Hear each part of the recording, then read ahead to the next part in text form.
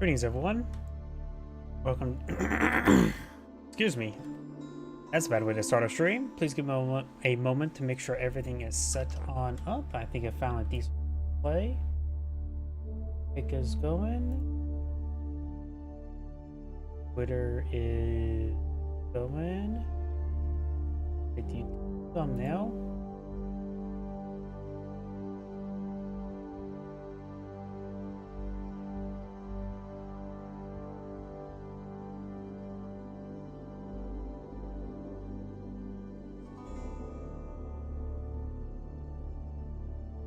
Going, looks like Twitch is going, it's all going.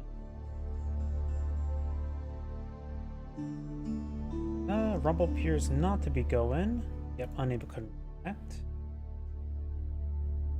This may be the problem. I forgot to update URL and stream key.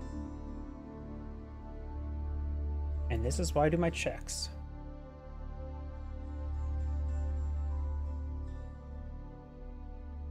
Okay, Rumble should be coming online relatively soon.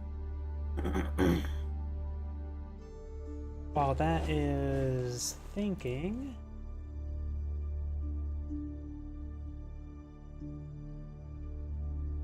Yep, looks like Rumble is going. Let me double check my other computer.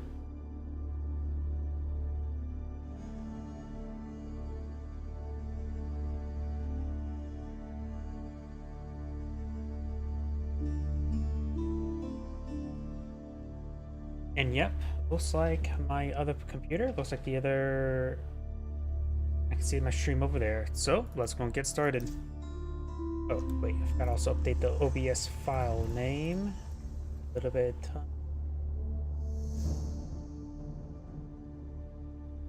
Oh, okay, that's good. Now, the files are a little bit more unique than the previous recording session. Greetings everyone, and Great here. Another Cup Heroes 1 replay. Spawn on bottom left side as the Holy Roman Empire. We have Vortex. Spawn on the top right side as the Mongolians. We have Gili Dekel? I'm guessing. Spelt weird. Either way, it is Mongolians versus Holy Roman Empire. When it comes to economic benefits, Mongolians do have a handful of unique benefits, but overall, in my opinion, don't really stack up to most other benefits. The Mongolians have access to no needed housing, which is it's hard to gauge, but it's nice to have. The OVO does provide 2 villagers worth of stone income, which is nice. And they do have some other minor things here and there, but nothing too significant. While the Holy Roman Empire, their prelates allowed to inspire individual villagers to have plus 40% gathering rate, and depending which landmark they go for in feudal age, they could have a massive economic benefit with Aachen Chapel or some really powerful units with the Menwerk Palace. We do have, looks like a Spearman rush for the Holy Roman Empire player. He thought his opponent is going for the standard Spearman opener. He does have an outpost here, which can be overwhelmed by enough spearmen, but that usually is more than 3. Additionally, 3 villagers can provide some good arrows inside. The Mongolian player just needs a little bit more gold, does not have enough gold to age up. He is taking time to start torching those other units. Honestly, get damage on any of these units is perfectly fine. All of them have the same torch and same damage, though the scout does have health regen and more health. Does get a bit of damage on that unit there. Very good. He honestly may want to just take time and order these guys to drop off their gold. There we go. Now he has enough gold to age up and enough food as well. He's now going for the silver tree right here. He's unable to engage the OVO because the town center itself is there to support. And he got that wood there for the outpost from right here. Since his opponent has gone for a large number of spearmen, he is going to be a bit behind on aging up. When it comes to unique unit in age 2, the Mongols have 2 unique units. The Kashik, a cheaper but weaker heavy cav, still overall a good unit. And the Magnai, a mounted spearman, which can fire on the move, which sounds great, but it's generally worthless in most situations. He is outside of arrow range. Just better to start keep fucking up the sheeple. I wonder where the Khan is. Khan's right down there. Has 4 sheeple in tow. Elva will take a bit of damage here. Akin Chapel now rapidly being produced, throwing 10 villagers onto it, so he may actually get his age up before the Mongol player.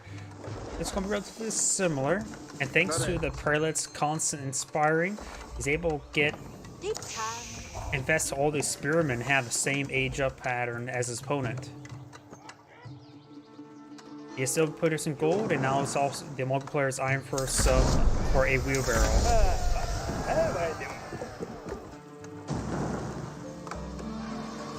He's taking time to repair up the Ovo with 1 villager.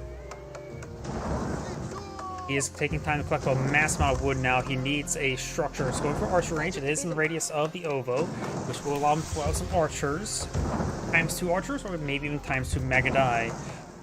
Magadai are actually okay in incredibly small numbers, only to hit villagers. That's their only usage, is to hit villagers. In which they do have a competing role with the Keshik, and it's honestly can be a bit difficult to hit villagers sometimes because damage output is not that great. They have a good rate of fire, but compared to Keshiks, their damage output's not that great. Ovo has been set ablaze, and he has already gone for a trader there when there's already spearmen here. That's not a good idea.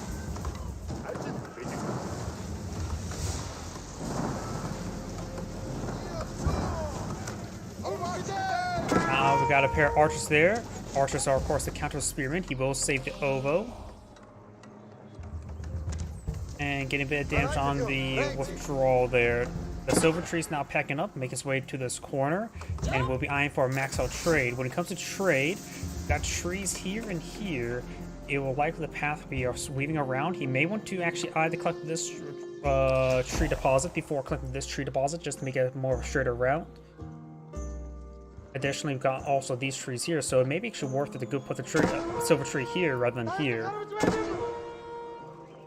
Archers not being pursued. Let's get some damage on the on the archers. We've got quite a bit of gold being collected on up. He's going for a large number of archers. We've got 8 archers now in the field. 4 archers pushing way forward in the center, trying to hit some villagers. Some exposed ones there by the wood deposit. I forgot to mention the Holy Empire unique units. They only have 1 unique unit in this age, and that is the early Man-at-Arms. The early Man-at-Arms is honestly one of the best units in the entire game. Because at this age, there's not many direct counters to them, and what direct counters are to them, all that some civilizations have as heavy caps, such as Keshik, can easily be countered by mixing some spearmen on with them. Khan now is seeing some stabs here. The Khan, like a Magadai, can shoot while moving. Maybe a good idea to use the arrow now. Regni's Cathedral now being deployed now. Fast Castle. Up archers right here, but they get hit by the town center. He does spot the Rignes Cathedral. And the silver tree is really a double-edged sword. It costs, just round up a little bit, up to 100 resources per trader. And at this max distance, they do not provide the value of 2 villagers, just about 1.5 villagers, which is good, but it is expensive investment. Additionally, the Khan has Mongols have no real way to keep their trade permanently secure. There's no real good way to keep it permanently secure. They can't blow out walls. Sure, they can blow about a large number of outposts, but it does consume your valuable stone on defensives rather than your very valuable upgrades or just more units. Regni's Cathedral not complete.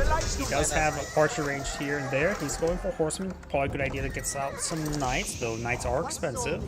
He's a bit more food income. So now he's going to employ out a mill next to these berries. He's will be rapidly able to collect the berries.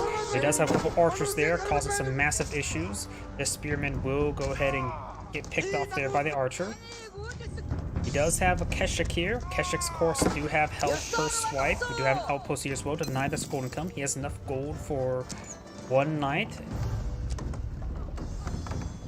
And second time for the horseman to get healed on up. Denying the food and denying the gold is very important right now, since he does not have access to, well, it prevent those valuable knights being put on field, but he has plenty of gold for man-at-arms. He needs to start pulling out a large number of man-at-arms, but the lack of berries is also another big issue. He's eyeing for a pair of outposts here and go for some of the forest puppers.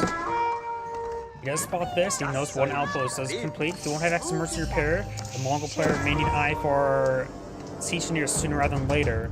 He has a good number of archers to provide pressure for that. And siege engineers he also probably take time for improved siege engineers as well, since there's a bit of stone stored up. We got team archers pushing forward.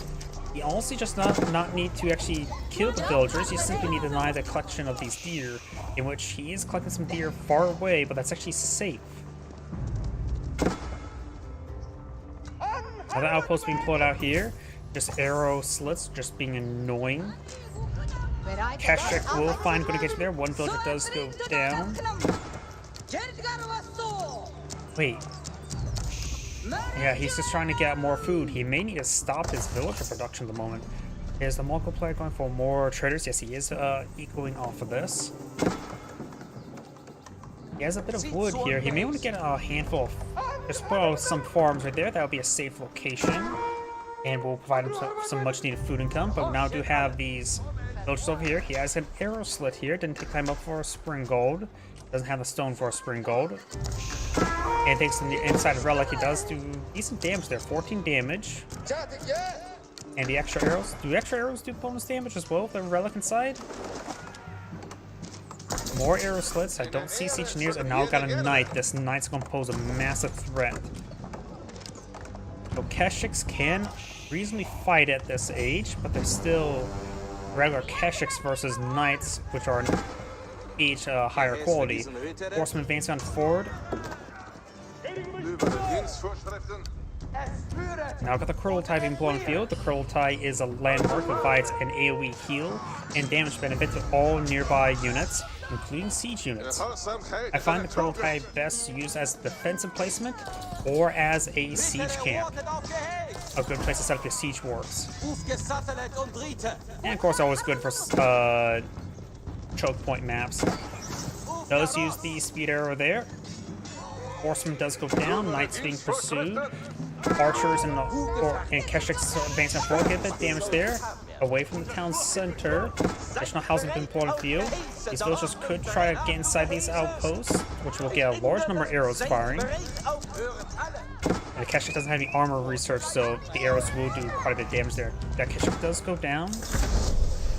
Now both players advance the castle age. The Holy Empire player has 5 military units on the field, including his scout and a pair of prelates, so he has 2 knights in actuality and 2 more knights on the way. Whereas the Mongols, mostly archer and does have a good number of Keshiks, more Keshiks on the way. Now he's trying to transition to crossbows since he knows he's fighting against knights. That's good. Archers just being pursued. If he's able to keep them alive, you can do something cheeky and put like your archers and spearmen left over and put them according to the map and start get siege engineers and start streaming in battering rams along the flanks. Mongolian battering rams are nice because they also can give you raid bounties. Now going for the battering Keshik research. You may want to go for an improved arrow because the defense arrow is an incredibly powerful arrow, getting +2/+2 armor. Great at making all your units resist all sorts of damage.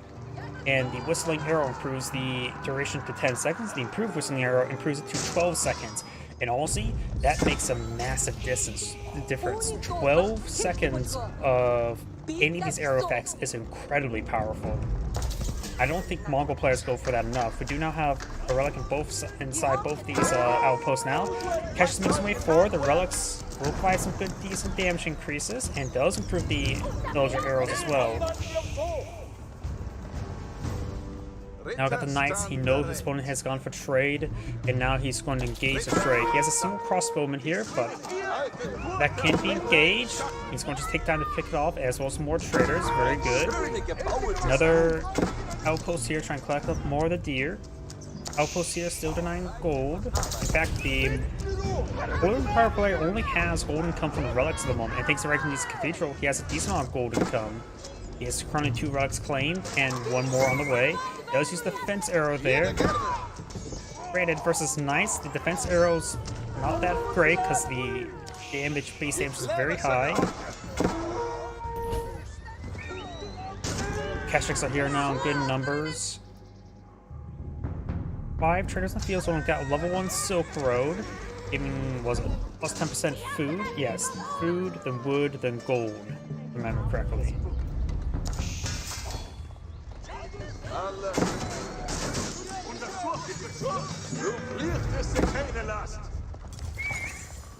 We got 8 villager kills, or civilian kills for blue, and which I think that maybe all traders. Maybe 1 or 2 villagers mixed on in. Pink's only killed off 4 villagers, those are definitely just villagers. More outposts here.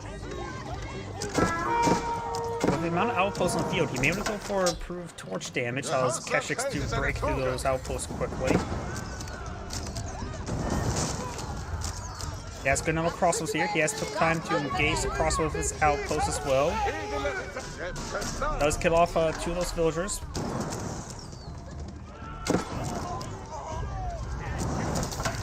And looks like all the crossbows go down. That outpost does get torched. Take a quick look at OVO research. He appears to have gotten none of it. And those knights up here are still in the region, getting some villagers. A couple crossbows here for defense. Ooh, good number of traders there. He's down to 3.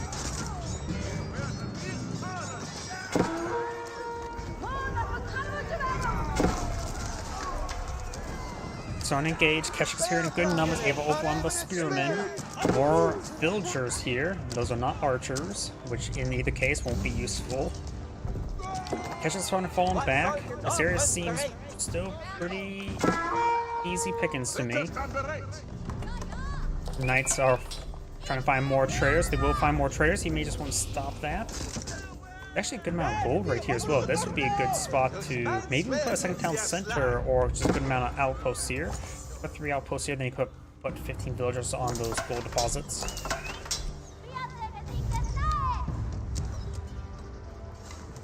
More outposts going on up. More traders going on down. Handful of crossbows pushing forward. Now is a good time for an arrow. Or now for a speed arrow, but it looks like he will not be able to get close enough.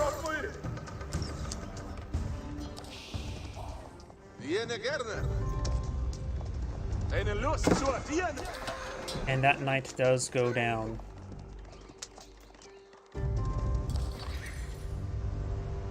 More villagers pushing forward, trying to claim up these deer. And look at this. His deer spawned really far away, while his opponents spawned relatively close by. I suppose that his primary town center actually spawned right around here, maybe? So it could be a bit of illusion. But he's starting to go over this other deer deposit. Be a good idea to get... Yep, does get at least 1 outpost. There's 13 villages there. Maybe warrant for 2, maybe even 3 outposts, just to be safe. 1 knight remains. Now the crossbows go down. Good number of farms here now, which are partially inspired by the Akin Chapel. And maybe you could just run forward the village and start torching down this outpost. He will take a bit of damage there. He does have textiles. Deer is being cleaned up here. Deer says, yep, there's still a deer carcass here as well. Outpost will go on down. He's trying to claim up this gold, and surprisingly enough, he almost got this mining camp down. And Ritual. He's trying to run away. He will not be able to escape. He lost vision there and does... Alright, no, he shouldn't have lost vision there. Marching drills and wheelbarrow now being researched. Spear in this situation are not half bad. Crossbow is more of a soft counter than a hard counter to them. They just generally hit hard. But they would be a good item nonetheless to help hit those Keshiks. Local doggo demands head pats. And now got the Kurultai advanced on forward. Looks like the Mongol players eyeing to close out the game. He's going for the superior mobility. He also may need to go for, does he have siege engineers or improved siege engineers? Has neither. Oh wait, there's no OVO in this region, is there? Either way, he doesn't have either. siege engineers would be great against the infantry composition of the spearmen. Oh, and 2 wolves ate the prelate.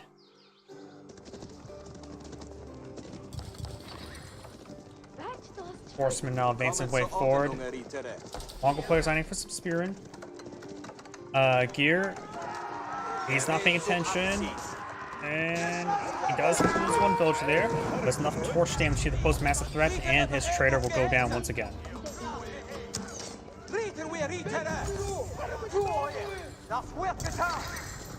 So it's going to take time to start pushing his way forward. One's being upgraded with fortified outpost, the other one's being upgraded with spring gold. The fortified outpost will be torched first, but if that goes up, it is not in influence. And now it has reduced firearm, or increased fire armor. Crossbows are not going to be good in this engagement. Crossbows not being proper micro. They are getting a pretty sizable damage buff here. Those horsemen still moving around up north. And Keshi's getting annihilated. The Mongol players not, you're just getting countered. And not fighting this all too well. So on the horsemen here, the Mongol players getting ripped apart. Outpost getting repaired up by those villagers. Crossbows started stepping away. Does of course have a nearby Kurultai for fire support. He does have some man-at-arms in the field, which the Mongolian man-at-arms at this point in time would be not half bad. So one can always transition to his own man-at-arms to get blunt weapons. And hard to counter them. And the outpost will be repaired. And these crossbows not being controlled all too well.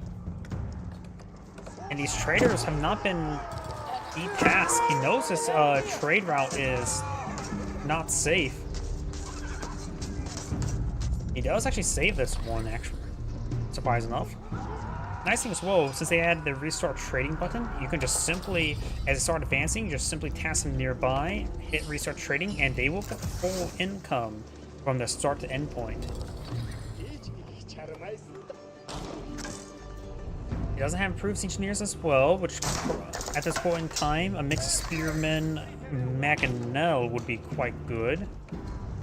And with his, and this is something I like to do as playing as Mongols. I keep a small garrison of spearmen at the start and end point, the common places where people send their horsemen to harass, like he is doing right now with the spearmen a patrol move. I think patrol maybe a little bit too large, but then again, he's been hit here as well. And this will just simply help him keep the areas clear, and he got a spear brace and got 2 of them killed off. Notice that the patrol move does not automatically re-engage, but nonetheless, it did its job. Kurultai pushing forward, got an observation post here as well. Kurultai has been established, has some good man-at-arms in this region as well. Now his opponent's starting to call them Landsknechts.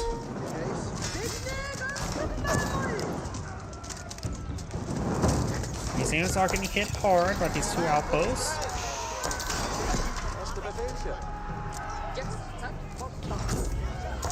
Still no siege engineers, nor improved siege engineers. Over here, we do got more horsemen advancing way forward, getting caught up on the outposts when he could hit the trade, or the Ovo. The Ovo only has a superior mobility research.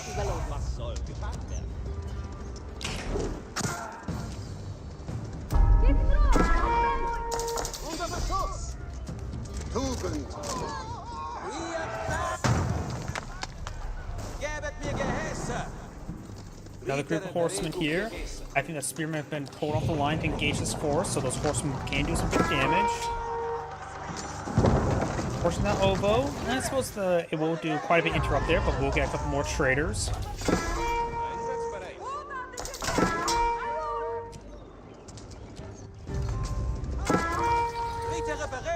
Villagers have gotten inside the outpost. Horsemen get hit by that bolt. Crossbows advance over here. It's just, and now it's going for military academies, not improved military academies. I still believe the fact that he doesn't have siege engineers is a bit of a problem. He needs some batter rams. He can get quite a bit of money back with raid bounties if he gets with those batter rams as well. Additionally, his opponent's production just still maintaining pretty good. He has only 4 man-at-arms at the moment. Most of this is a crossbow force, and all this army would love to hit crossbows. trying to go for mobility arrow, but without the whistling arrows, it's only a short duration there.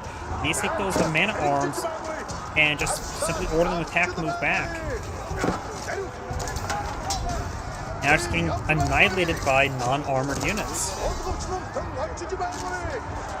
Start bringing some archers mixed on in. Very good. They don't not better than archers, however.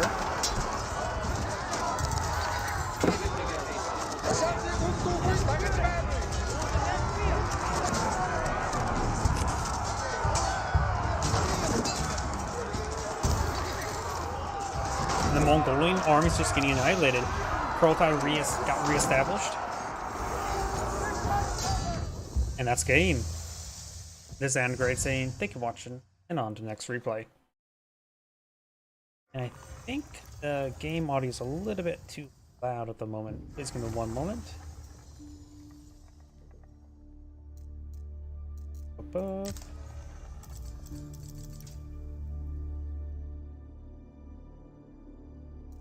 That may be a little bit better.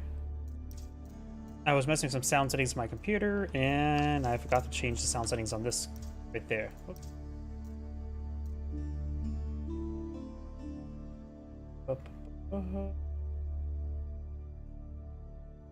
Let's go and try to find another replay.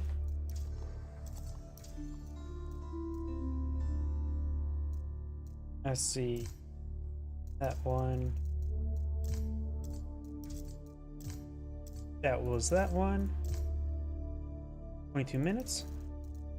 Yep, and 11 minutes. So let's just do this 22-minute one and then go on to the next player.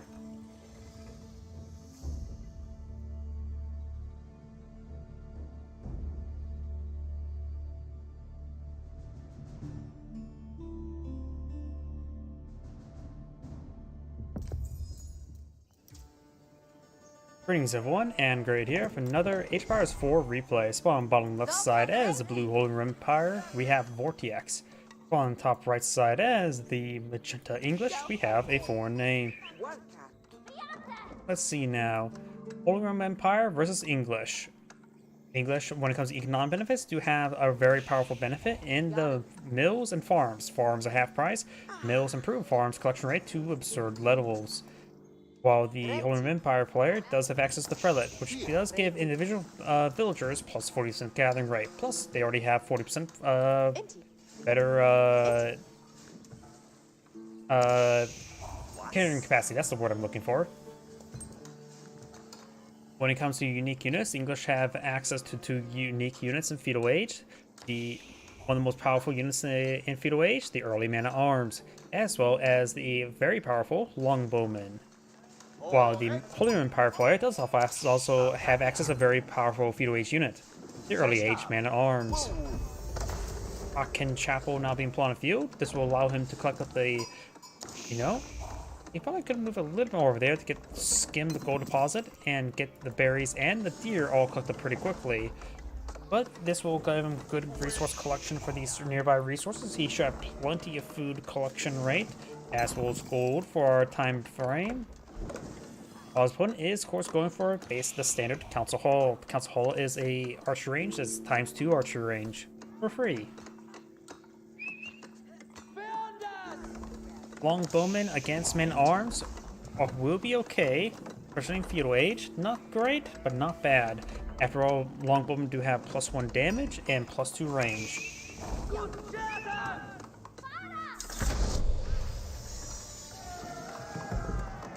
We do not have the stable going on. Oh, plus deciding for some horsemen, so it's not uncommon. It's basically, if you're going to assume your opponent's going for a landmark, you should assume your English opponent is going for the Council Hall. And this will allow him, going out horsemen to engage these early Longbowmen will be quite useful.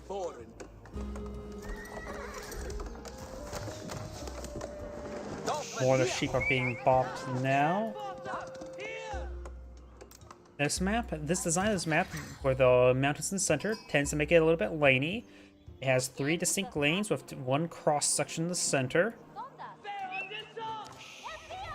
Both sides can go for trade caravans, but both sides don't have trader upgrades. And I don't even know what the Holy Rim Empire does for extra gold generation other than the Rignate's Cathedral. They have accessible. I guess they just assume they get able to obtain relics early. Because the English do have access to the enclosures, gaining additional gold income.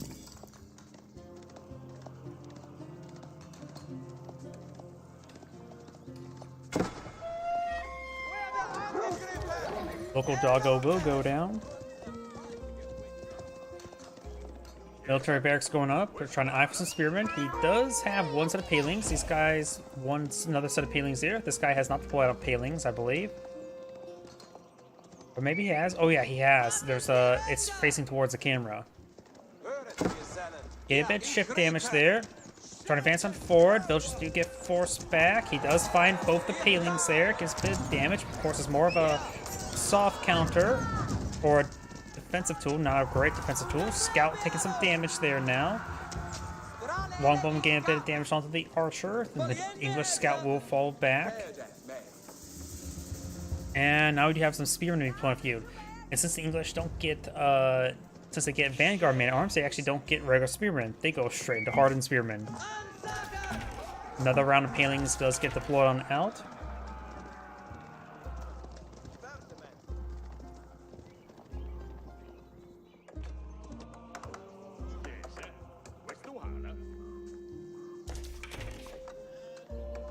Blacksmith now being deployed on out.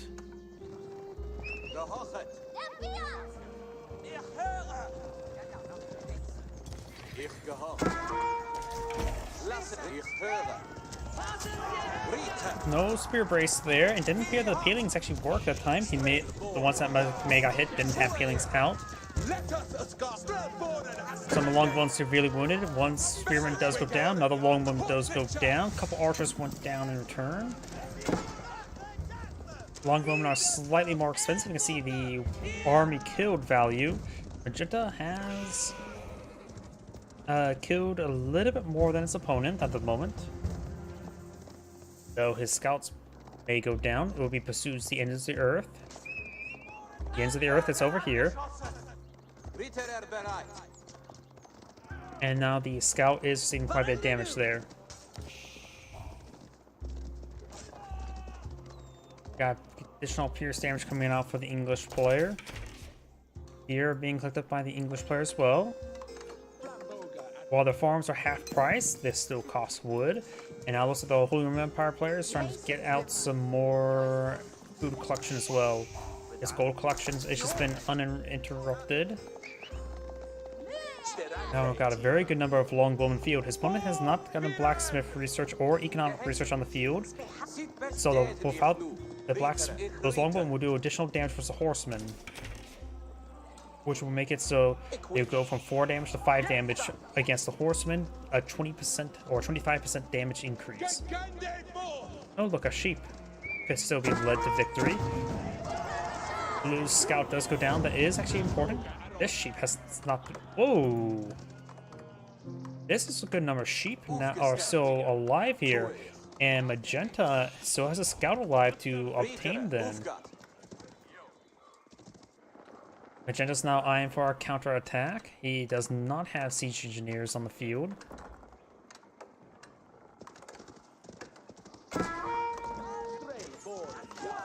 Villagers now getting hit. One villager goes down. Make that 2 villagers.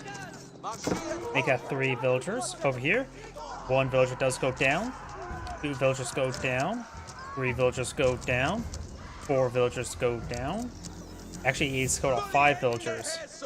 Trying to back off from the outpost. He actually has enough forces. No. As a fully garrison outpost. My spearman is good versus outpost, but may need a little bit more. And he'd rather not just lose units to an outpost. Villagers backing off, and I'm going to be retasked on the wood for the time frame.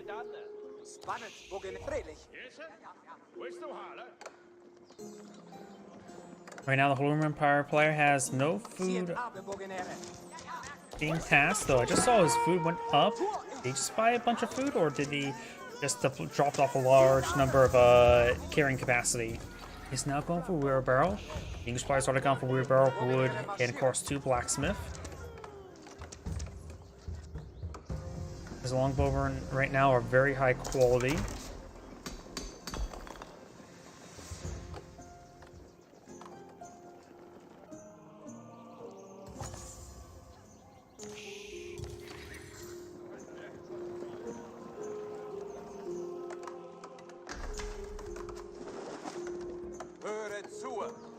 Let us go.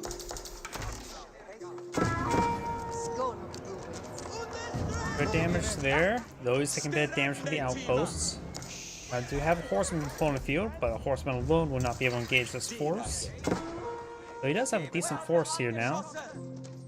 Horseman here does get hit a little bit. He signed a wall off to help protect his flanks. Some deer can be claimed here, but of course it's the variation of the map where it's only ×3 deer, which is a very annoying to go around collect. Even as some Mongols with the gears, because the gears, moving those around were not fun.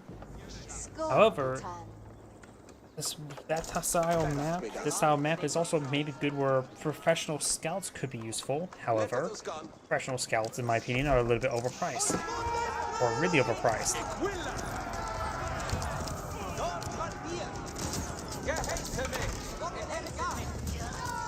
Spearman's gonna go down there. So I'm hitting some of these villagers over here as well. He's just going in, just try to kill off the main village as possible. Doesn't get that low wounded villager there. He will lose his entire army up here. So we've got a number of archers here moving around. Looks like kill off a good number of villagers himself. 6 to 8 villagers, so both sides losing a good amount of villagers, including another one there. However, the English player just lost his entire army. And that's quite expensive. You can see here, 15,000 units killed versus 23,000 and 4. Where did the 4 come from? Either way.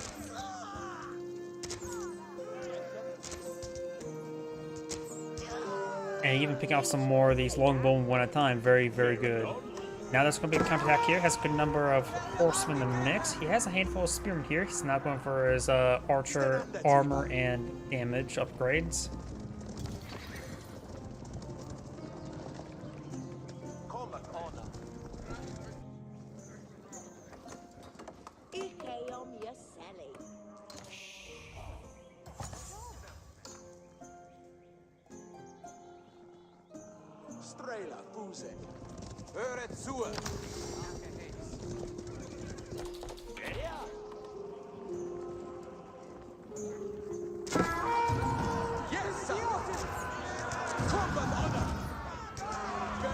Archers getting some great damage there. Picks off a good number of archers, but does leave them exposed to now these horsemen. This force here is simply not enough to hold everything back. He's starting to pull back these units. Spearmen are very far away, which he really does need. Sounds like not firing away. They will provide some good fire support, including his primary arrow, which has a ×2 primary arrow. And blue will find those sheep and will lead them back home. And not to the slaughter, right?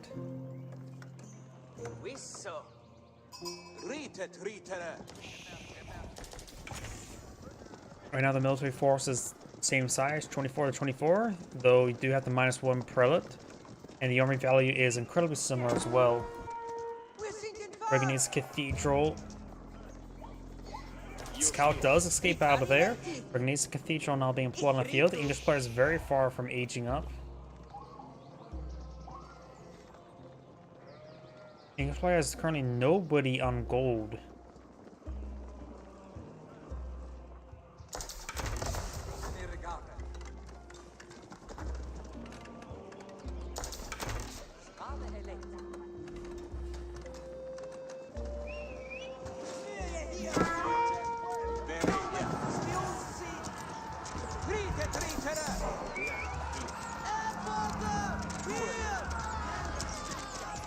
Archers and longbowmen now engaging. Horsemen being focused down, but he's forcing enough timing attack with this advance, whether he realizes it or not.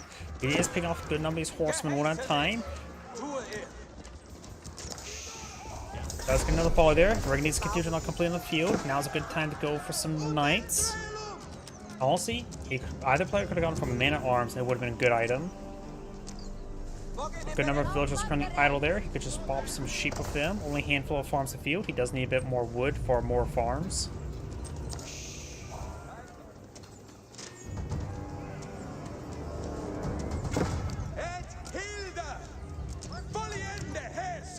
Archers taking a bit of damage there. These archers are falling back. English player getting a large amount of units on food. Not a lot of guys on gold at the moment. He may just want to get all new villagers on gold so he can start eyeing his age up as well.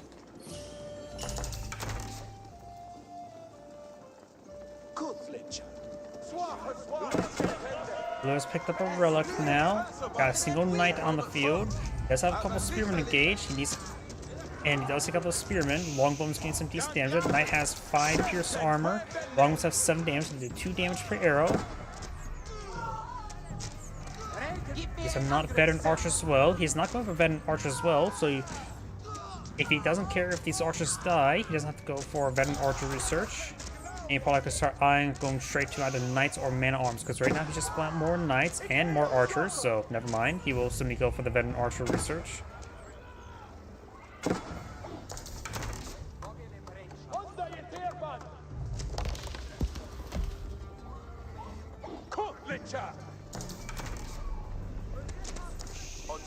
Longbone trying to run away. Longbone do have the same speed at man at arms and crossbows. In other words, slow. And these archers are improved by marching drill as well, so they're faster than spearmen and archers. They move the same speed right now as Palace Guard, so fast, and Mustafadi Warrior, which is also a fast unit. So these guys will be zipping around the battlefield no problem. Though it does pick off a villager there. Magenta's killed off 10 villagers. Blue's only killed off 7. Still not a great amount for both sides to lose that many. And the English players almost have enough reached the age up. A King's Palace wouldn't be half bad, but at this point in time, he is far behind. Maybe better to go for the White Tower. He's eyeing for the King's Palace. He's going to rapidly build it up. And he's not eyeing to go for mass man-at-arms because his man-at-arm upgrades give him 2+2+2 armor, while his opponent's man-at-arms can get not only increased movement speed, which is a bit very hard to judge in combat, but also allows him to get 200 weapons, giving +2 damage, nullifying the armor-clad upgrade, and blunt weapons, giving him +6 armor damage, or was it +4 or +6 damage versus heavy, thus making them clearly superior. The English player just simply can't go for man-at-arms unless he needs a durable front line.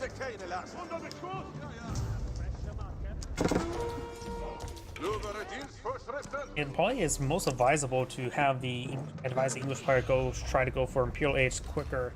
There's not much unique assets he has to engage his opponent in this age. Though neither does his opponent. He only has Holy Roman Empire player has more infantry upgrades, and right now he's not pulling out men-at-arms the moment to utilize them, so knights versus knights, they're going to be on equal footing. And for crossbows, however, would be useful, and the Council Hall is great for that production. He also has another archery range over here, so he has basically time 3 archer production.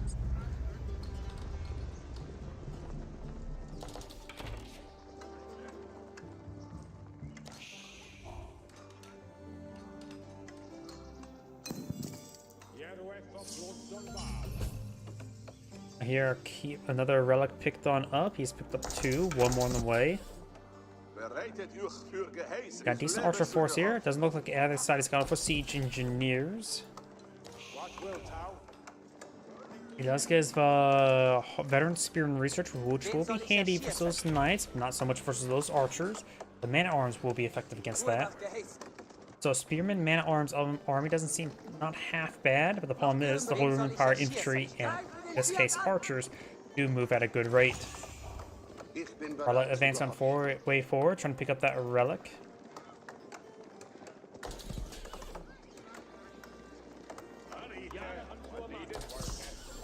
Relic number 4 picked on up. The last relic is actually way down over here, so he will have opportunity to catch L5 relics. But his villager does go down there, trying to go for the set of walls there. There is, if I look at the mini map, There is traversable land right around here when it comes to along this canyon pass. Wait, no. If I look on the other side, there's no traversal path. So the only traversal path is next to Pumbaa. King's Palace getting some damage here.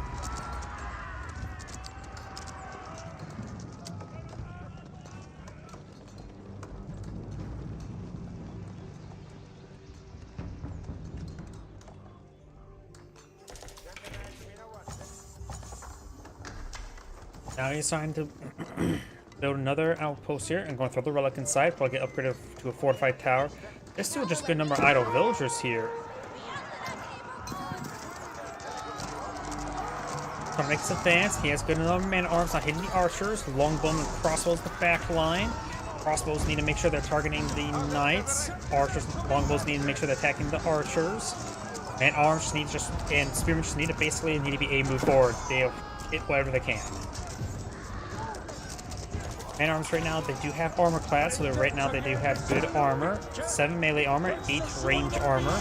And 8 range armor allows him to only take 1 damage per arrow, even if he did get all the blacksmith research.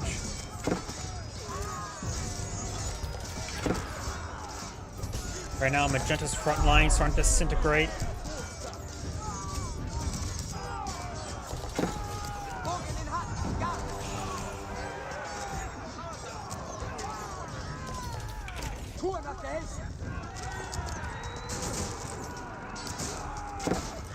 Man-at-arms has to go down there.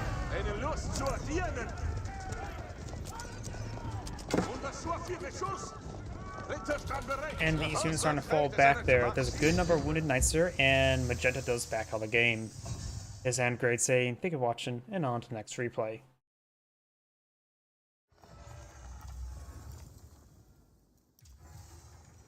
And before I can start the next replay, I do need to use the restroom. Please give me 1 moment.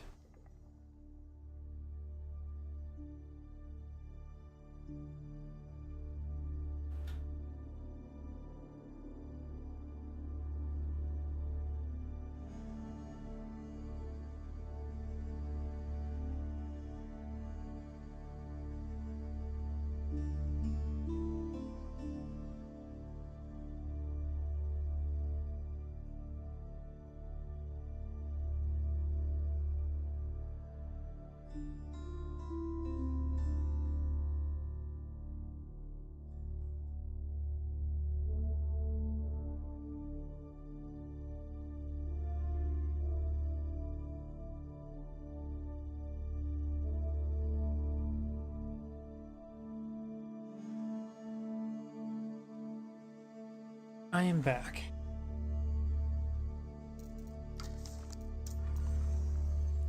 Let's see now. Does this person have any replays? It's hidden. Let's see, last online 3 days ago. So let's see this one.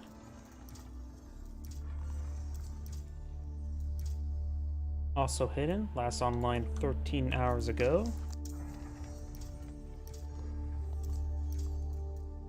Got some replays here, as I can feel my voice starting to go out again. 47 minutes, let's do it.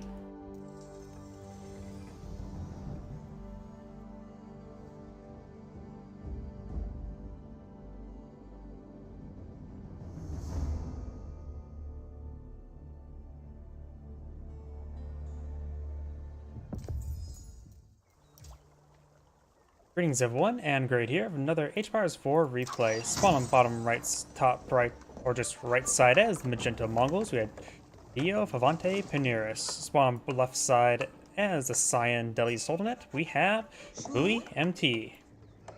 When it comes to economic benefits, do note we're going to have to take into account with the fishing stuff.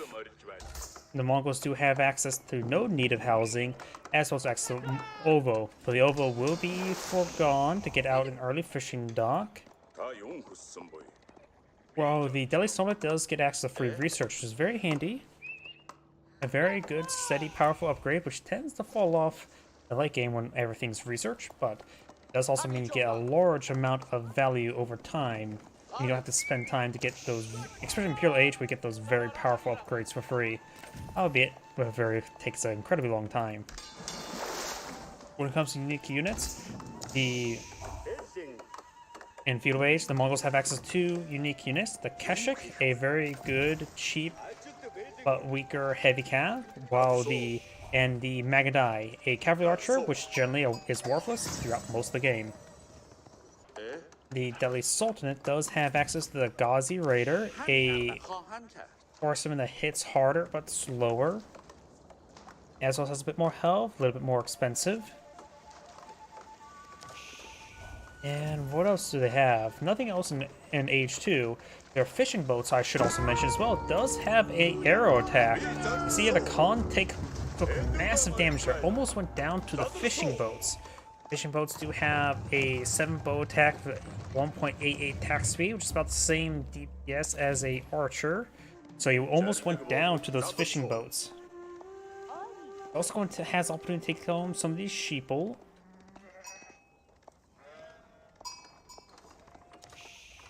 I was going to say, oh, he's going for some early research. But of course, it's Delhi Sultanate. They just get research for free. Of course they go for it early. Moss going on up.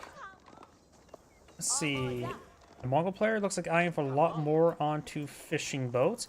He has a good number of employed in the field, 6 at the moment, eyeing for a 7th one now. While Delhi Sultanate player has 5 on the field. His fishing boats that has the arrow attack costs the same amount. Neither player is close to age up just yet.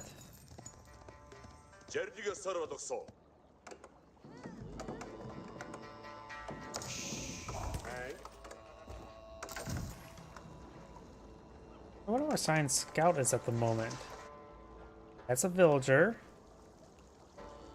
Looks like he's going to try to eye for a proxy dock.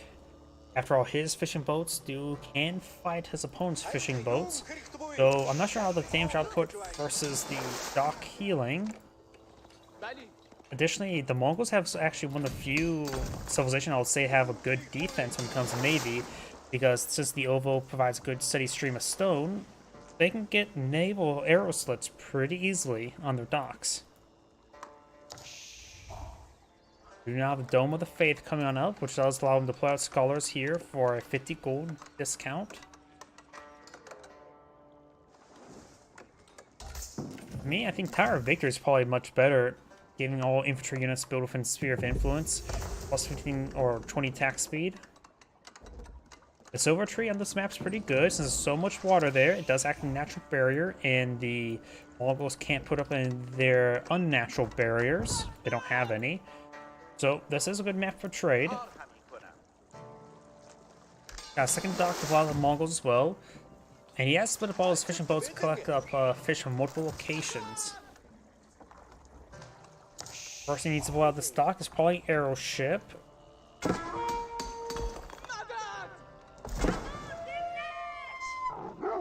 Local doggos demand head pats.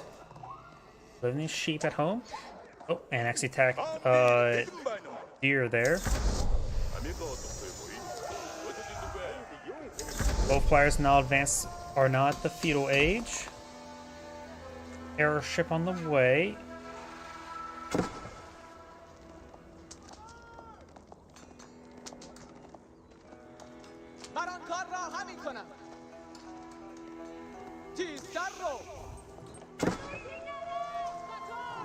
Mongol players not eyeing for an arrow ship. On this map, I still recommend people should just go for an arrow ship. It helps provide some great short bombardment in the central strait.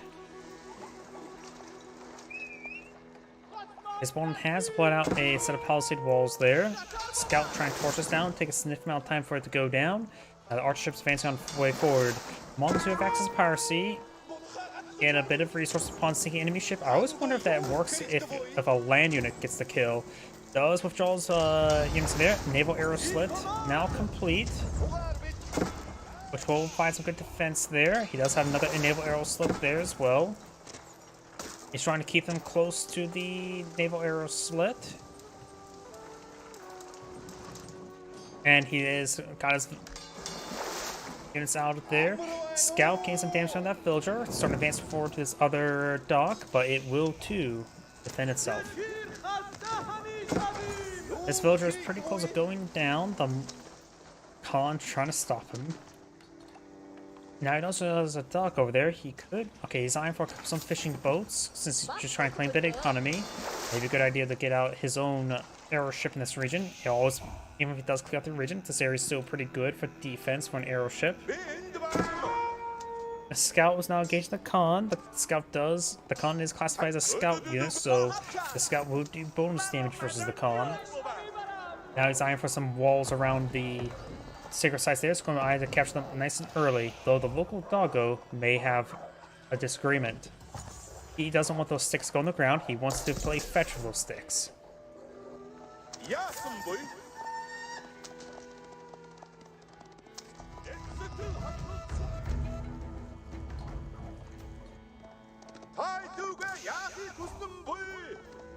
We do not got a Keshik on the field. It's not ×2 Keshik. Silver Tree now deploying out traders.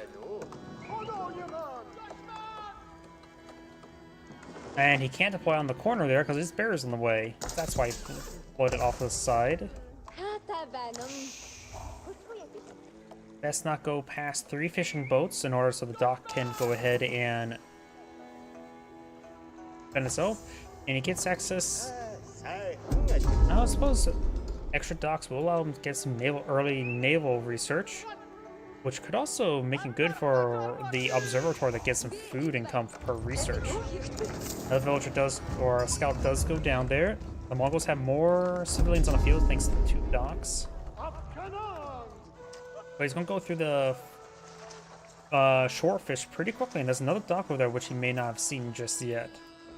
Kashik's course can displace it. When I say displace, I mean burn to the ground. His opponent right now is just going for straight fishing boats. He's not eyeing for any military units whatsoever. I've got ×2 Kashik on the build queue now. So he could start taking time to deal with these scholars and sacred sites, because it also does provide some good gold generation there. Now I've got the Keshiks now moving over there. You got to send these Keshiks over here. Or strike from multiple locations. Nope, he's going to head straight over here. And there's no spearman on the field at the moment.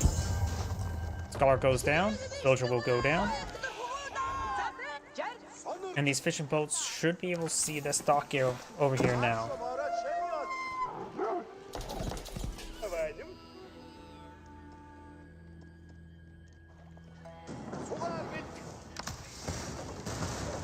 Decides to delete all those walls there, get a bit of a refund.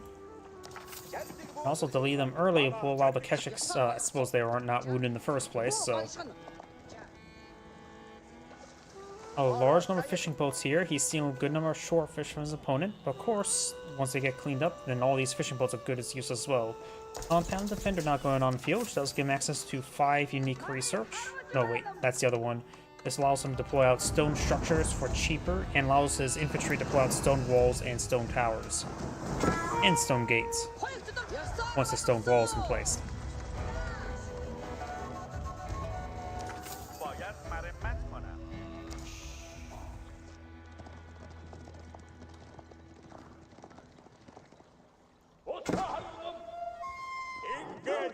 Local doggo will go down there as well. Got a proxy stable. The Khan itself may have seen it. I'm so surprised this area has not been spotted. Let's take a look at Magenta's vision. Okay, he definitely sees all this. He should have retaliated against this a long time ago. As both science is now advanced to the Castle Age, which does give him access to the War Elephant, which is also anti-cavalry tool, but is classified armor. Kurultai going on up. This map is a little bit lane at the center right there, so the Kurultai can be very good at that. And he does have the trade. It's relatively safe to keep the trade alive here, so he doesn't need the Steppe Redoubt's extra drop-off.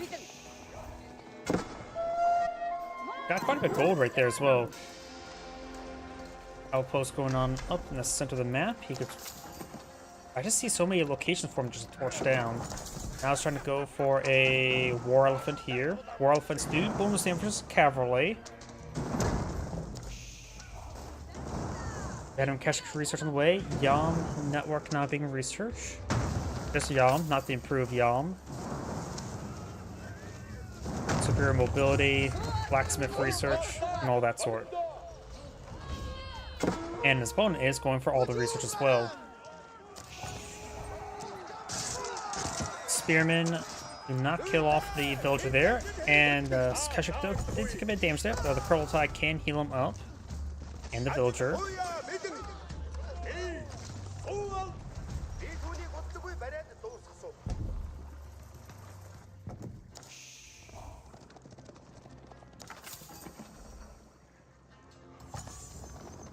Trying to push his way forward, trying to catch the sacred site. There's a couple scholars here and a villager.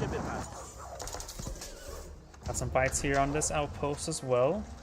Going for the Steppe Lancers, getting increased health per strike and a bit of attack speed. Oh, and we got a Spring Golem placement here. Chip down. Ovo being researched. He's going for arrow slits. Nope, that's just going for... Oh, he is going for arrow slits. The Spring Golem placement does not do bonus damage to structure, so do 1 damage each. Spearman advances forward with a keep, outpost, and mining camp in the center of the map. Keshik's going to take time to capture that up and start pushing forward.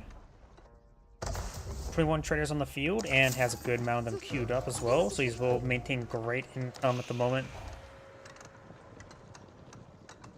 And Palace of Sultan got fast Imperial Age going up since the Mongol player is not being aggressive enough in my opinion.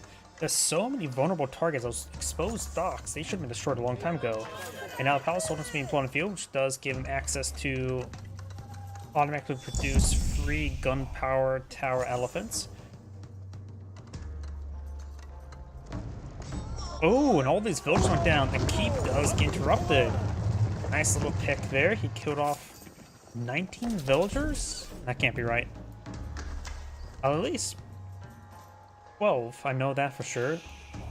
But that was a good number of villagers that went down there.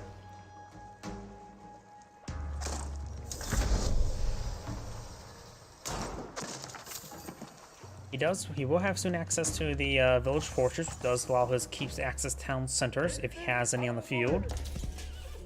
Or had any, I should say.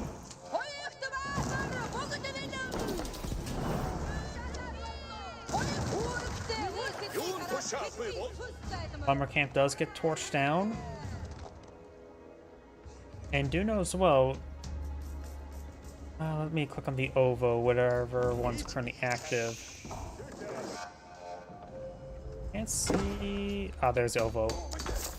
The raid bounties. The more I look at it, the more I'm always dissatisfied with raid bounties. You spend 350 resources to get plus 20, plus another 50 resources per raid. It says 2, not plus 50, plus 50. It is increasing it from 25 to 50 each. So in order for this to pay for itself, you have to torch down 7 structures, which is actually hard in most games. It's not a good feudal age technology. Sure, it can be useful in castle age, but you're not going to destroy 7 buildings most of the time.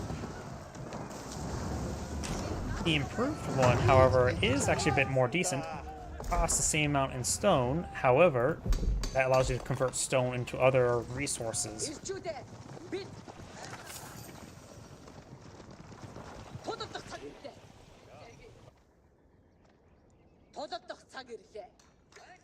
A good number of stone walls deployed out over here, as well as a stone wall gate. Keshik will not be able to advance through that. The white stupa being put on the field. I think the Cognic Palace is 300 times better because you get groups of knights, which cost 240 each for every 6 minutes potentially, and or you can get 240 stone in 1 minute. And especially get it while you don't have maxed out population, you can get quite a bit of value from the Cognic Palace. Sultan elephants now being put on the field. Looks like it gets one every minute 30, and they have a value of 1,000 each. So that's roughly 700 resources per minute. Spearman trying to rotate around over here, but of course there's a large amount of Keshiks here. So these Keshiks are being brought him one at a time, and he will only lose one. The Keshiks that they're probably micro could have got more damage there. Got good number of Keshiks here.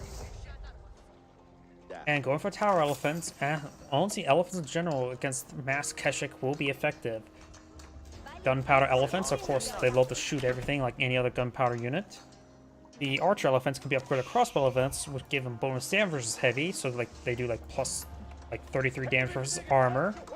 And the war elephants, the armored elephants, do also have a large amount of cavalry bonus damage as well.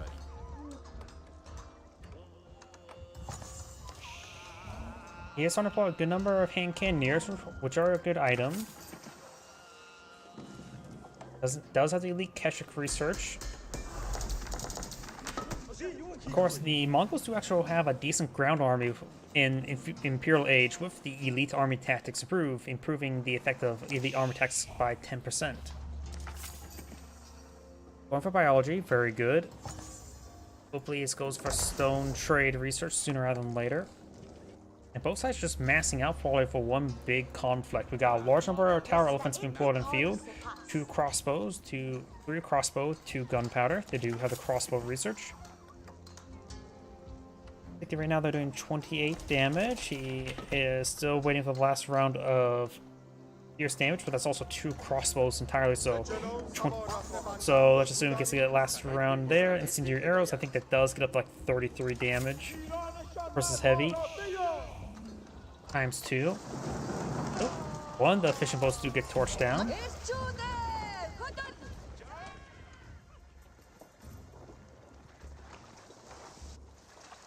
Still plenty of fish in the sea, or this river, and how is this not destroyed?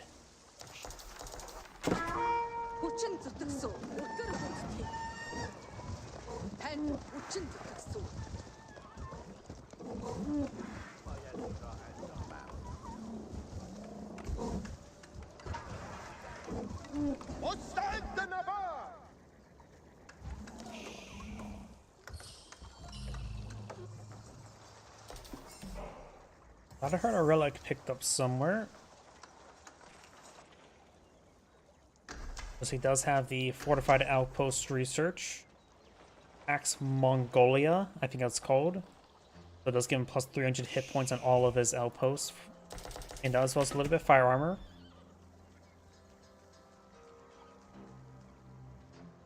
It's going to take time to invest stone into various bombard emplacements. It does have a cannon placement here, which will provide some decent damage. But there's just mass elephant being put on the field. These outposts currently have no weapon.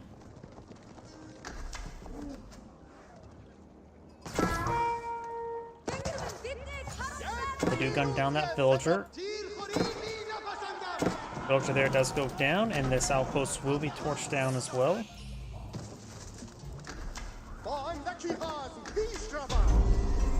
What's this one being researched with? I see an upgrade there. Oh no, that's just a build time.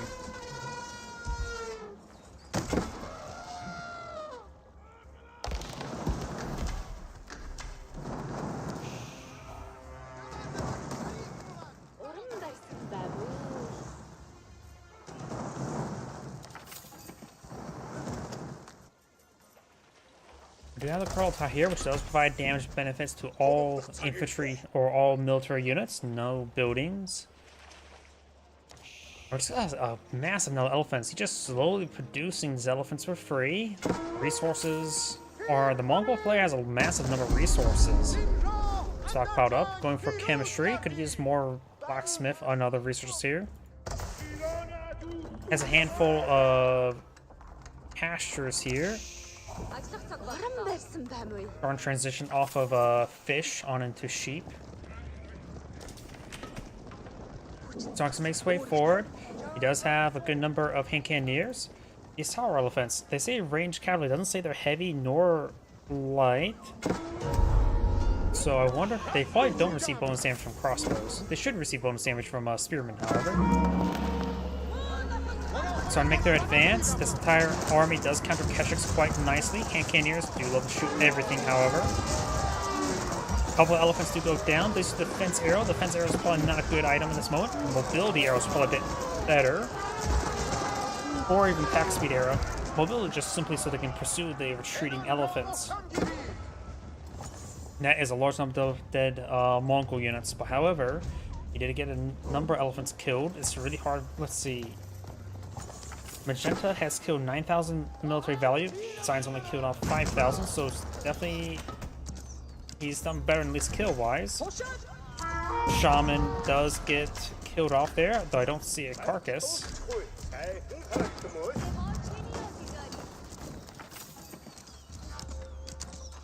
More health and armor, range armor for elephants.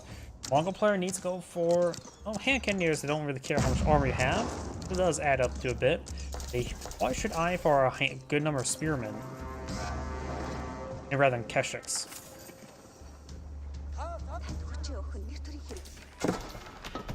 So he does the Kurultai damage ore here, which will make these hand cannoneers hit really hard. 50 damage hand cannoneers.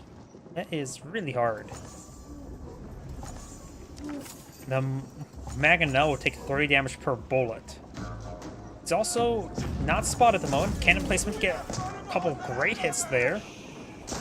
And gets gunned down by one bullet.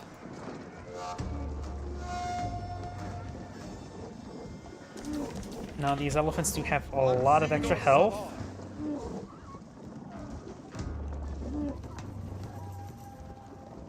I was trying to eye for a keep. The Kurultai's here in a good location. A large amount of elephants, a stampede of elephants, one of the hardest things you can actually deal with in this game. They're very, very population efficient. Each one is 3 population. That is really nothing. But we got now Mangonel on the field. He's gunning down everything.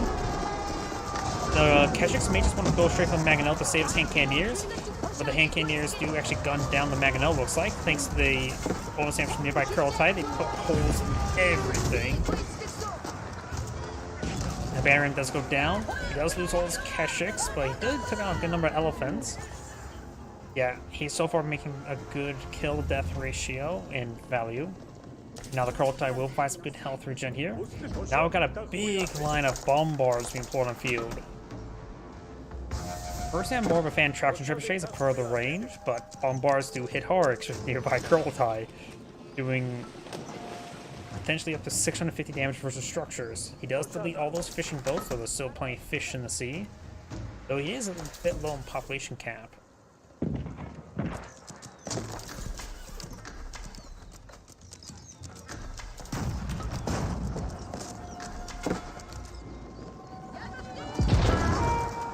Bombards push forward, get some damage on these elephants.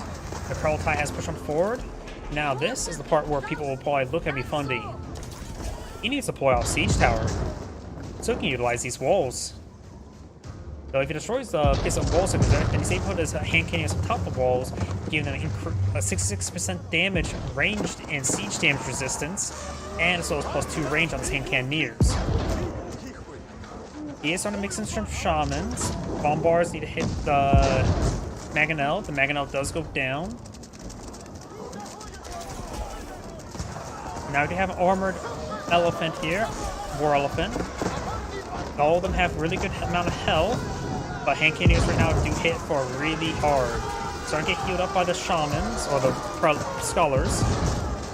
Does pick off those siege weapons there with the bombards. Very, very nice. Bombards can take some hits, because they do also have health regen from nearby Kurultai. Yes, it does affect siege weapon health regen aura. Though these hand cannoneers are being whittled down. You have now a Springald here. The bombards may just want to push forward, try to hit that Springald. And cannoneers need some reinforcements, trying to bring some more reinforcements there. Both sides took a nice beating. And there goes the battering ram. If he's able to station his hand cannoneers on top of the walls, there's nothing. I suppose you could. I always wonder, do people can't delete walls when units on top of it? Your opponent's units on top of it. It seems like people never do that. Hopefully that is prevented. Spring Gulls are getting some damage on the Bombards. One does go down a little bit foolishly. You also need to get out Spearmen, not Keshiks. Because they'll probably last just as long as each other. You can probably eye for at least the basic advanced economic upgrades. Oh, and a good number of these scholars will be gunned down.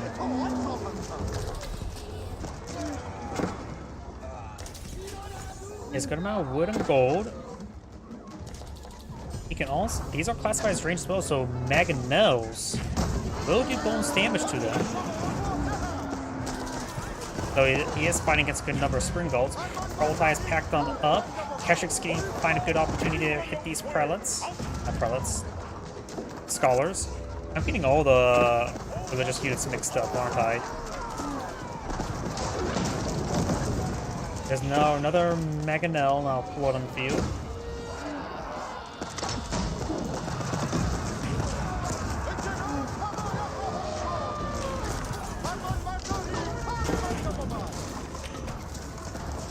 Another Bombard does go down. He still has some good number of outposts in the back line.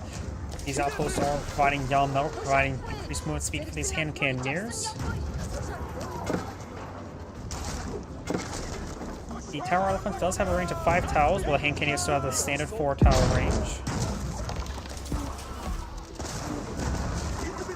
These units are making their way forward. Armored Elephants, of course, the War Elephants are actually heavy, so they will see bonus in from crossbows. But the armor is still really high.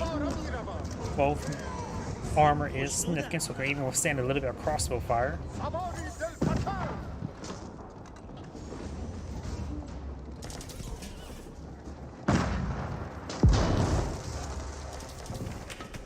Hopefully has whistling arrows. He has not repositioned his oboe.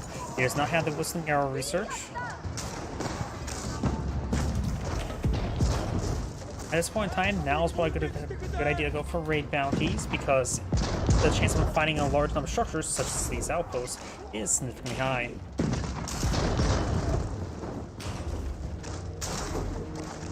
He has a good number of Spring Gulls of its own. But what type of siege? He does have the 13 range Spring Gulls now. Let's see. Blacksmith, Siege Workshop, there we go. Yep, he has the 13 range Spring Gulls, which are really good. Increase attack speed, increasing attack speed even more. Damage from trebuchets. Good hit there with the Bombard. And good hit there with the Bombards. That's the Kraltai Aura there. We do now have a lot of elite Ghazi Riders, which are a heavier horseman. But of course, hand cannoneers have to shoot everything, and Keshiks are still going to be good versus them. Ghazi Riders more of a soft counter towards man-at-arms rather than a hard counter to heavy cav. They can engage them okay, but not exactly population efficiently. The Ghazi Riders were definitely not a good item in this situation.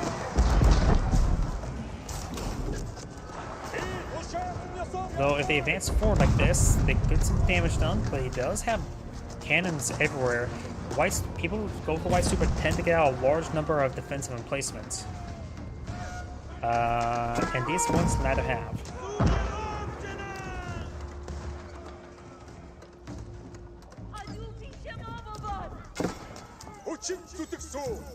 Just getting overwhelmed. I wonder if he has the increased attack speed even more upgrade.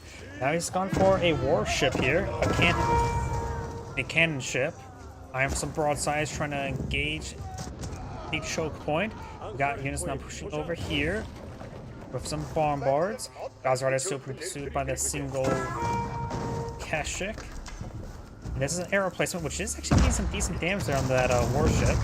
And he does have a bombard placement on this one here, getting some good damage as well. And now the naval arrow slip. And he just got attrition down. That was not a good warship. Is nothing else being put up in the stock? That warship was abject failure. He does get an increased attack speed even more for the Keshiks. So now the Keshik's attack speed is at 1.2.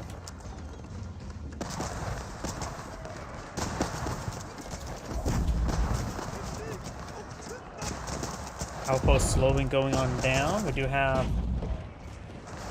just these large number of outposts in this region.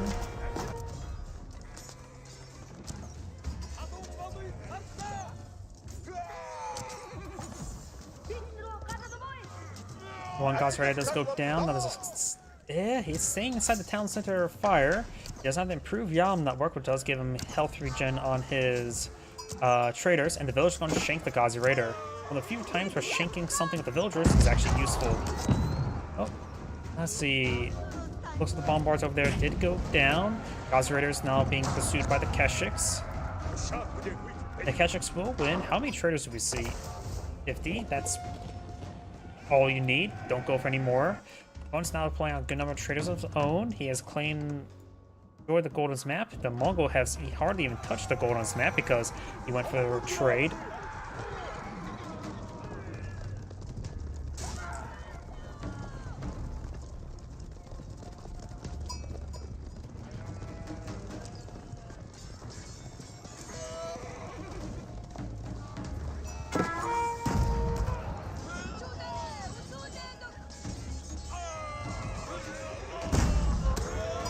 Gauzy Raiders all go down.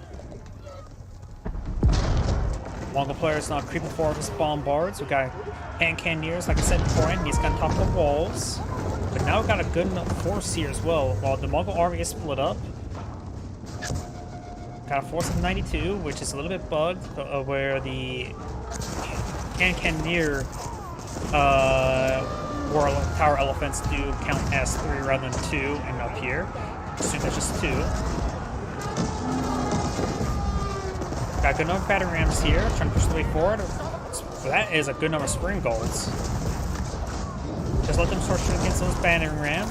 Spearmen are here as well. Gauzy Raiders make their advance. Starting to get overrun here. He does use a speed arrow, and thanks to his opponent's lower populations, lower civilian populations, able to produce get a larger army field. This Keshik's now streaming over here. His front line is not broken. Battering rams cleaving through the structures. He's saving. Siege weapons being pursued. Won't save them. That is a good number of outposts here. None of them are upgraded, barring a couple. Keshik's trying to hit these battering rams. More hand cannoneers being deployed on the field. Right now, Sun has a larger force on the field, twice the amount currently.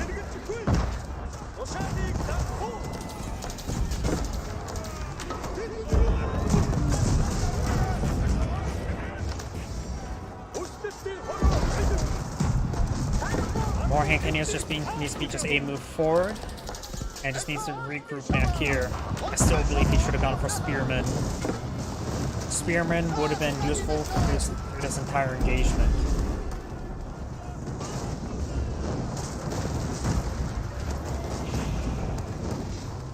These outposts will give him a bit of time. He's going for more cannon placements.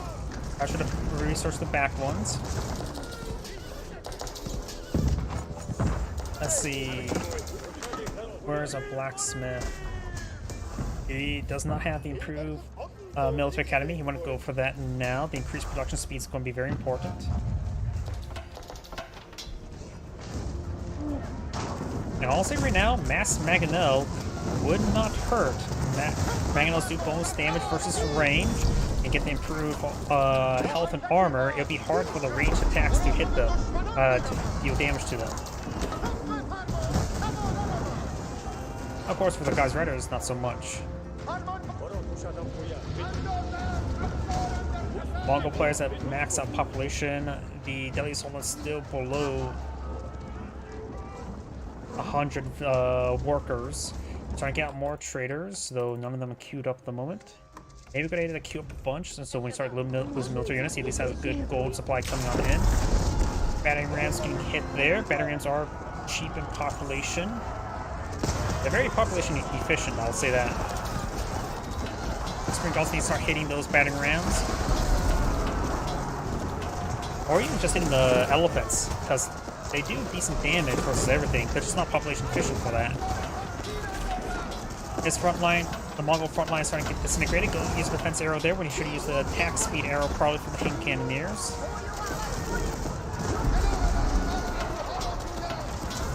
Some of his Spearman also going down. He finally gets some Spearman. They're only veteran Spearman. Doesn't have elite army tactics, let alone improved army tactics.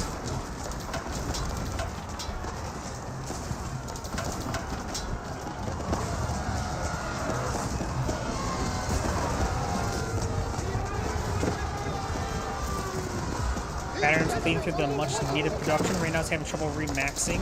He has plenty of gold. He may just want to start buying, just buy 5,000 food.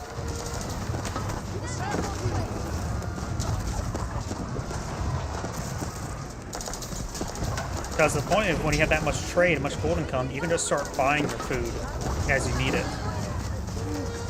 Batterion's slipping way forward, destroying a lot of this much needed infrastructure. More spearmen being pulled on out. Doesn't have any elite spearmen. He has plenty of gold to buy for food for the various upgrades as well. Doesn't have any stone for the improved research.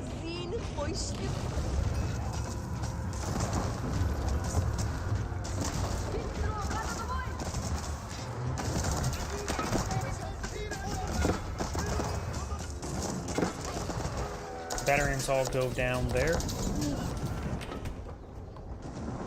Got still some large amount of outposts here.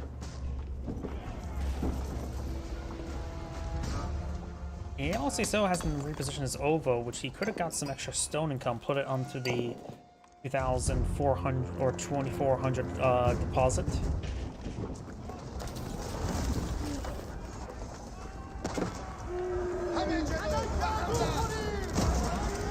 More hand cannoneers look good.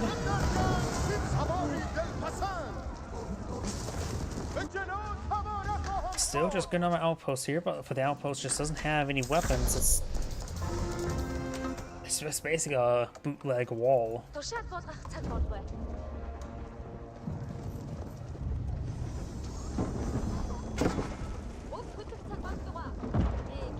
Looks like Science finally going for the professional scout research. Better late than never, I guess. You could also try some docks here and start bringing some ships to provide some shore bombardment and control this channel. He does have the Sacred Site victory counting in his favor. 7 minutes remain.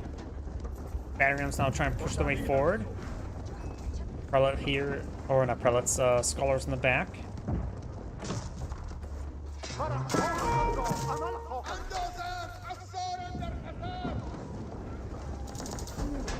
Couple more bombards here.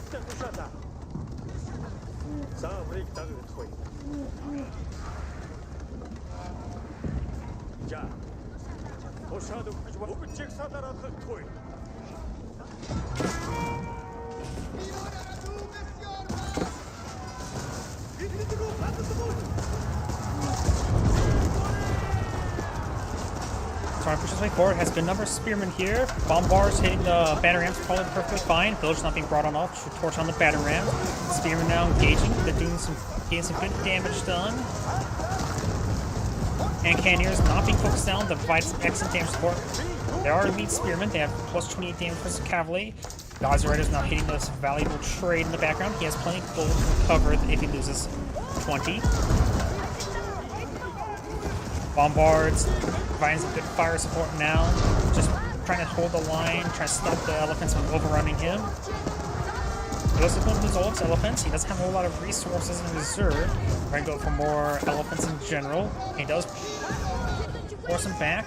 Good number of traders going down, but he does go ahead and get a good number of spearmen. He had 50. He's now only losing 7 traders. That's very tolerable. He has plenty of gold. He does not need to get them replaced. In fact, cancel that queue. And policy, let that down population model deploy a larger army. And take 5,000 gold and spend in the food. More outposts going on up. He has a good amount of stone now stored up, which will get quite a bit of research going. Mangonel does go down there. Bombards, they take out the battering ram. Finds a couple more traders. That's what I call tolerable losses. That is a large number of bombards. I wonder, has he gotten elite army tactics? He's not gotten elite army tactics, nor improved. Use Caleb or Stone from improved elite army tactics, giving his spearmen plus 30% health and damage, which is very significant. That would basically give them 33 additional health.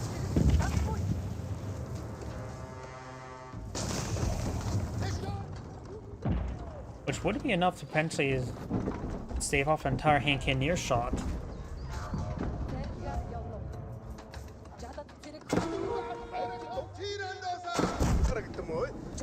So on push by 4, he's at pop cap. His opponent has not fully recovered.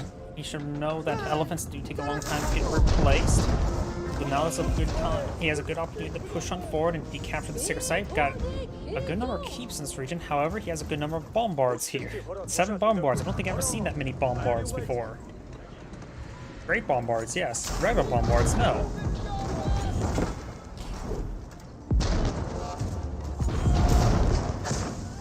Keep does go down there. That the war elephant's now making the way forward. Spearman hand cannoneers push the way forward. Bombards fighting some good fire support onto those elephants. Providing good pinpoint damage. Got the fence arrow there.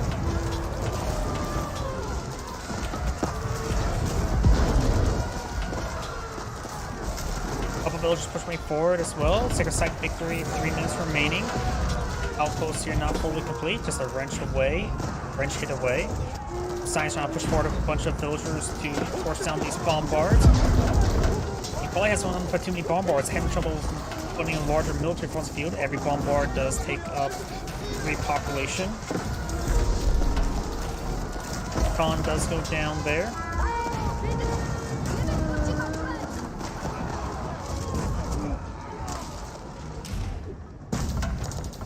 Sacred Site victory doesn't have a lot of time. Could try some proxy siege wall shops and push batter rams over here. Honestly, flanking batter rams hit your opponent's infrastructure combos very well with the Mongols with the raid bounties as well. He doesn't have a lot of time. He's trying to go for elite man-at-arms. That is not needed. Spearmen in this case will still be generally better. 2 minutes remain.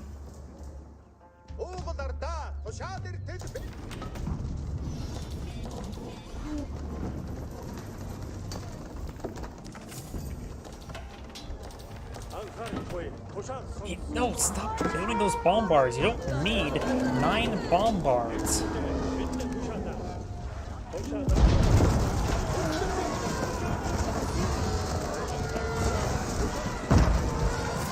More reinforcements now pushing forward. His army's not properly.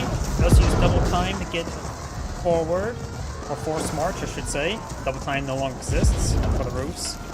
And Canadians trying to engage. One bombard does stay alive.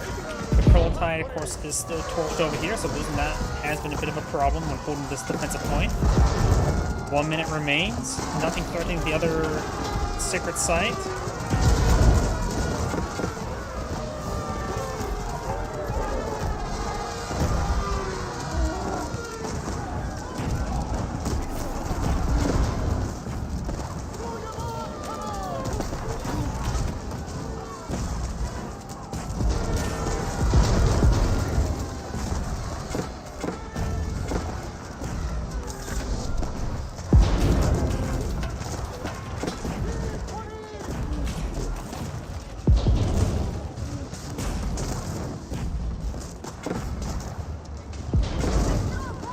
Batterams do go down there. Sacred Site victory, 20 seconds remaining, and that's going to be game. No way Magenta can get on top of the Sacred Site to assault the capture timer, and nor does it have a composition to do that. And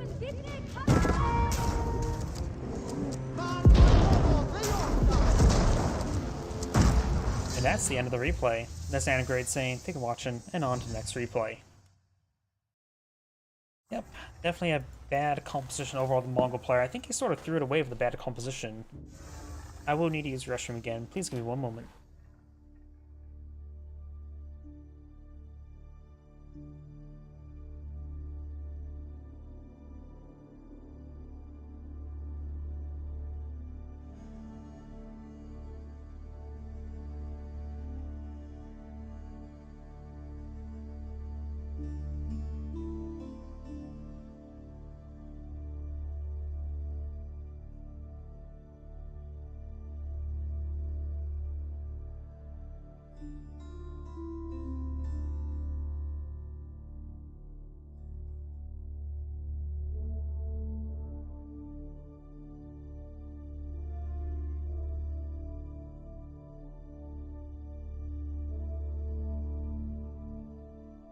I am back.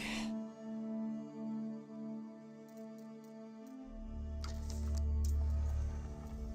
think that was the last replay I can get from him, right? Yep. Or no, that was a different player. I'm not in the mood for 2v2s. 13. 26.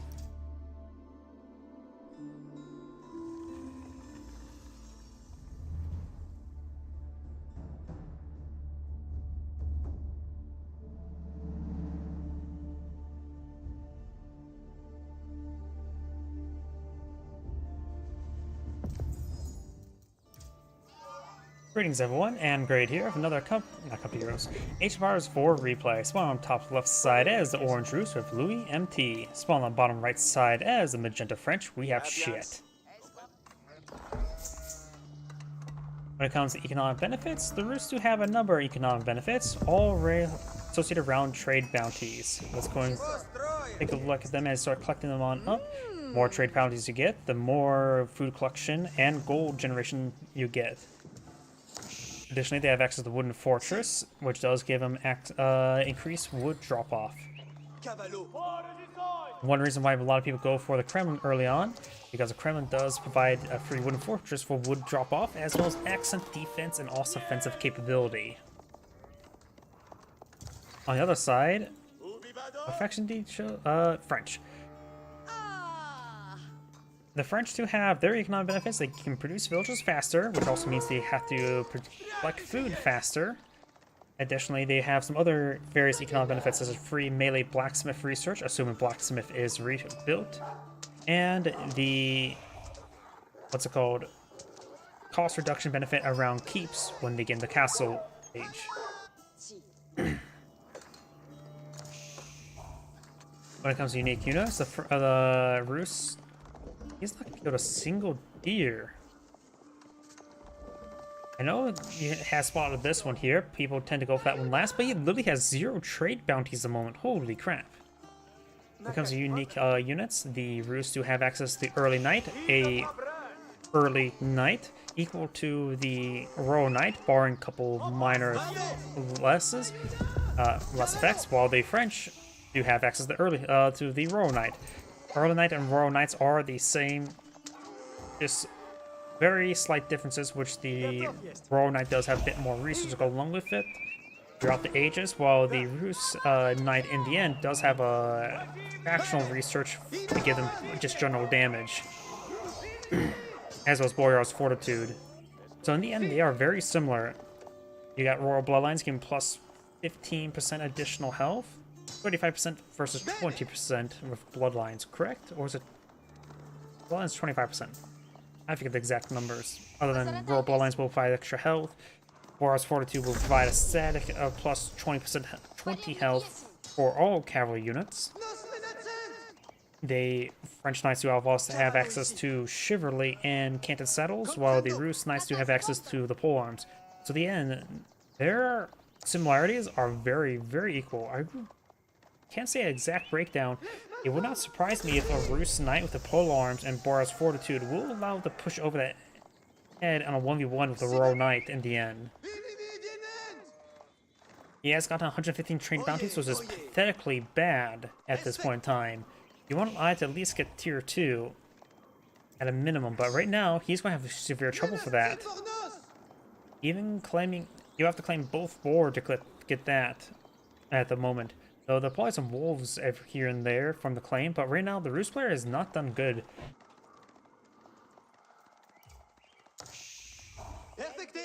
Oops, I may hit my microphone. We do have the Kremlin now pulling a field, which will give him some improved wood collection as well as defensive capabilities. And his opponent has, of course, gone, oh, the incredibly rare Chamber of Commerce. Chamber of Commerce, which will access the market, and you get 1 free trader starts to be trained every time you research economic technology. So if you can see here, it says the trader's free. It still takes time to deploy out like any other trader. So it looks like it may be like a 23-second deployment time rather than 25-second, either way. Let's get a big line of free traders now deployed on out. And no, this map's actually not exactly great for our traders. The trade post this time spawned off into the sides, which make it so you can put a mark right there and get some good long distance trade that way, but it's a little bit a bit more exposed. The French player may want to eye for some early stone in order to get some stone walls to protect that route, as well as over here. At least get a round of palisade walls up and going. But you will get some free traders.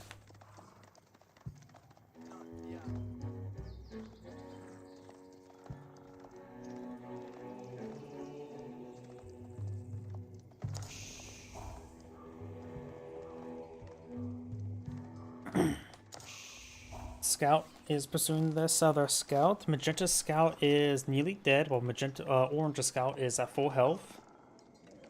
So the sheep behind him may cause him pathing issues. He will spot the Chamber of Commerce, or no, he may not have seen it. He may see one of these traders relatively soon.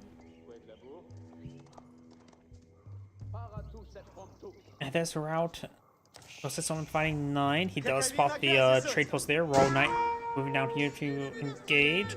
Bruce player is not eyeing to harass the trade, so the French will get a lot of free trade. The wooden palisade wall is still a good idea to deploy on out.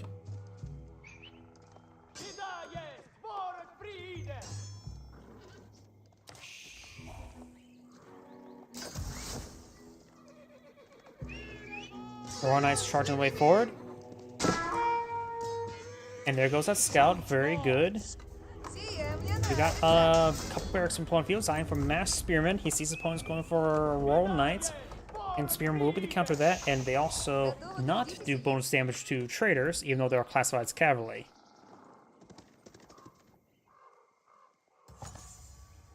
But these palisade walls will slow down those spearmen, but probably not long enough for him to transition to some archers or a spearman of his own.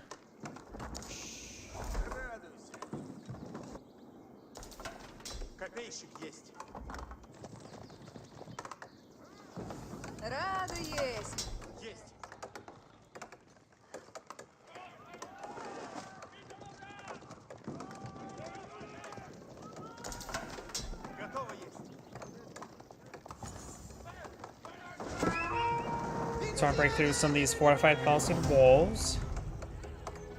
We'll take a bit of time to go through them. And there are 7 Royal Knights in the field, which can easily overwhelm 3 spearmen, but we got more on the way. Additionally, you can bring in 8 militia.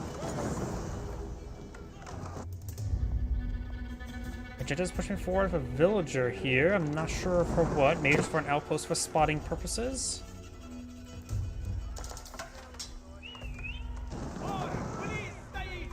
Maybe he's going to try to cross the T of the palisade walls, prevent it from being replaced. Not sure what this villager's going to try to do. Ah, he's going to try to chop through around the trees.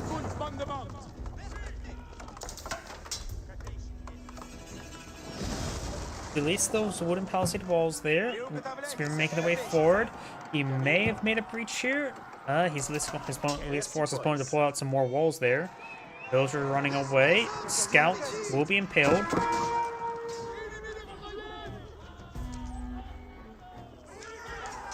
And the archer will be stabbed to death. Spear brace does not come through. Now the Royal Knight's able to charge forward to get the canted or the charge bonus as well. Gain some great damage here.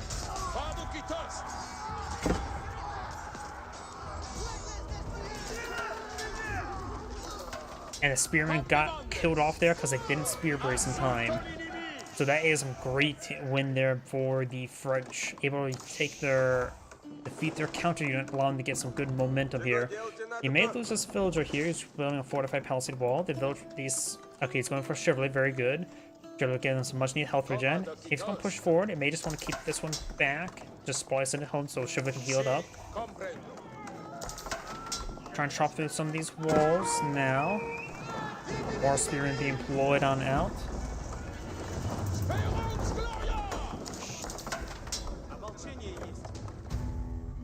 And now got these villagers pushing me forward. The Iron Claim Pumbaa. And looks like the villager have broken through. He should be able to traverse around, but maybe the fatter horseman can't. I honestly don't know. Magenta does fall back there.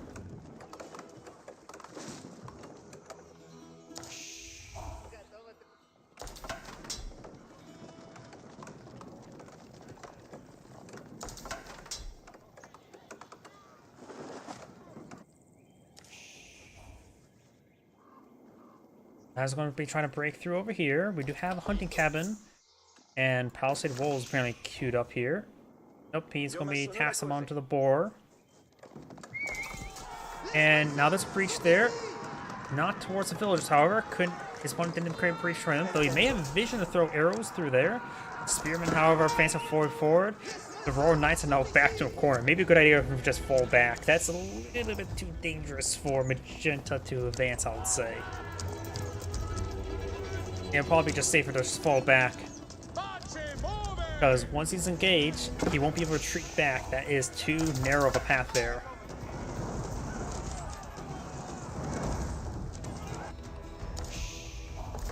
We've got a house here.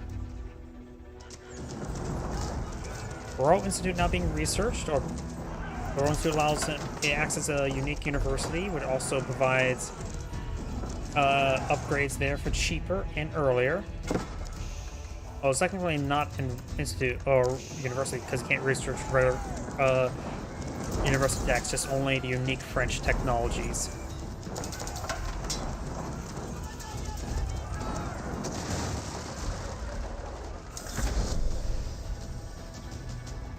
Now has access to these various powerful upgrades, especially the Royal Bloodlines being plus 35% health on cavalry.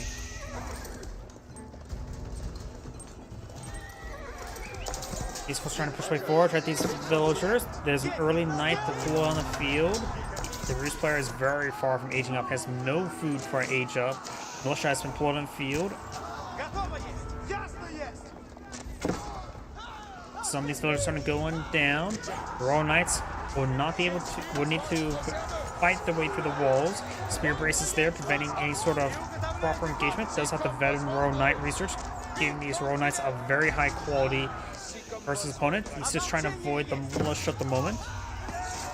Does get a bit of spear brace there with the spearmen.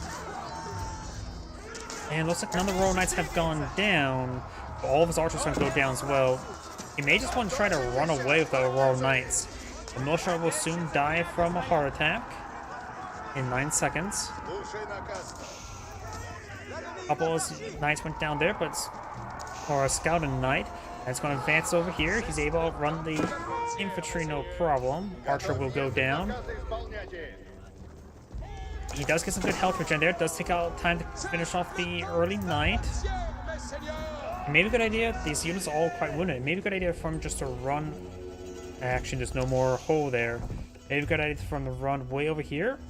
May find these villagers on the way and try to torch his way through this region. Early Knight try to go harass these traders, but the French player stops him. And since he advances the next stage, he has more access to more economic resource to get out more traders. If you're wondering now, oh, the Chamber of Commerce makes it so it's a good idea to get professional scouts. For some reason the French gets cheaper professional scouts. Doesn't make a difference. It really doesn't make a difference having cheaper professional scouts. This research is overpriced in general. Personally, I think it should cost at most $75.75, or not $275. That is, it shouldn't cost $350. One deer is $350 food, which maybe that's the reason why it costs so much, but still, that just... then you have to invest scouts to actually utilize it. It would take time to pick off boar, so Pumbaa doesn't get Hakuna Matata. High trade house not being pulled on the field. It's in a good spot there. Though maybe better to put it here than right there, but should get him probably around 200 gold per minute. But he's still put on trade on tier 2 trade or tier 1 trade bounty actuality. Yeah. This trade house will probably provide like 150 gold per minute since it's on tier 1 trade bounty. These Royal Knights getting some nice needed health regen. Was able to mass up outside the walls. Maybe a good idea to go for siege engineers, apply out some banner rams on the front line.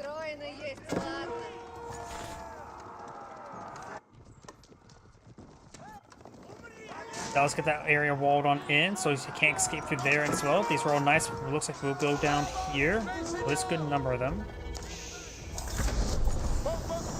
Start to torch down this fortified palisade wall or gate.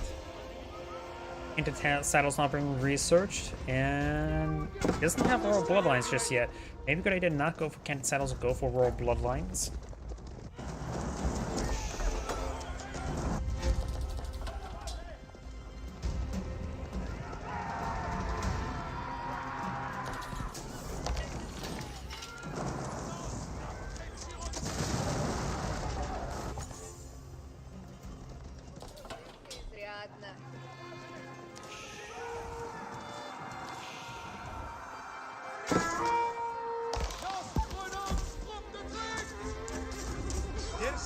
And it looks like all these knights will go down.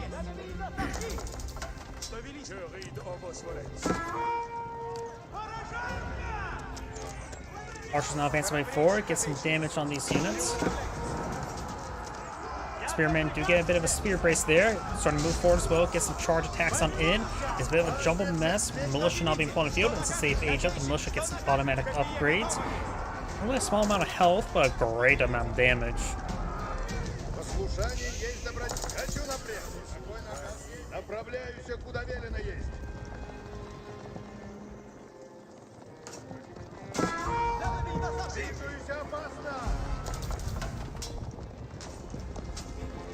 The militia will die to dysentery in about 30 seconds.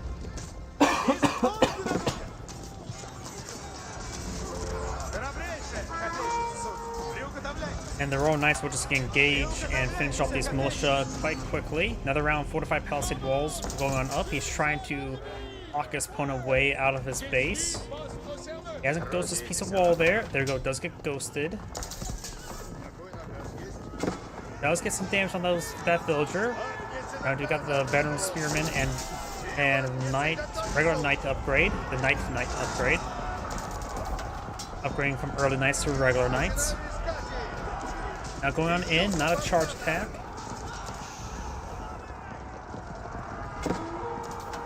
Those knights need a lot of healing here. If he's able to withdraw them, he's able to get some good chivalry health regen. Now we've got the Royal Bloodlines being researched as well.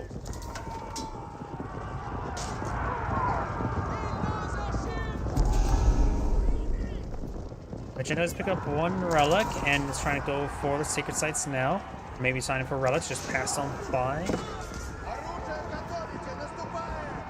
There's actually quite a bit of a force here that's going to get killed off by the French, but I said that for all of his knights who've been running around inside his own space. The Ruse player does have two town centers, so have a slight villager lead. But also the villager lead's not that great. Both sides have killed off 5 villagers as well. The extra villager production is keeping the French player a little bit more stable when it comes to that sort.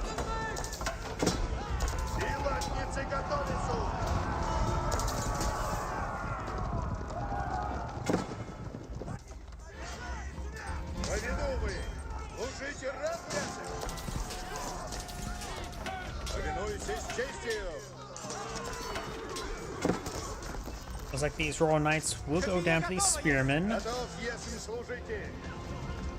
These Royal Knights still playing Ring Around the Rosie.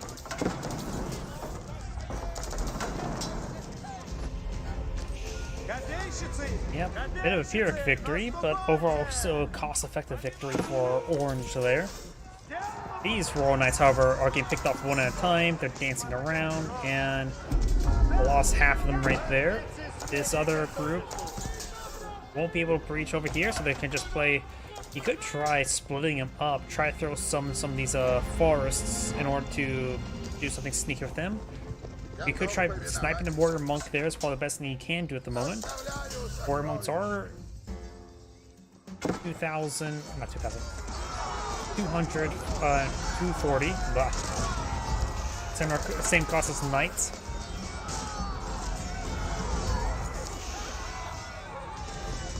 Militia not being brought in once again.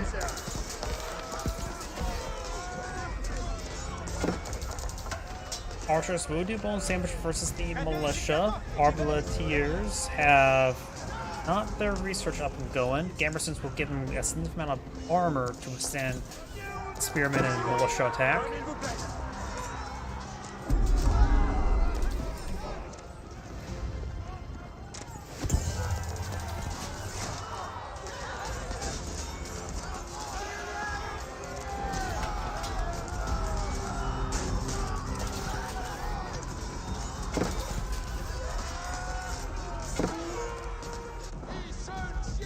It looks like these knights have managed to give his opponent a slip. He did not stop that warrior monk from capturing a relic.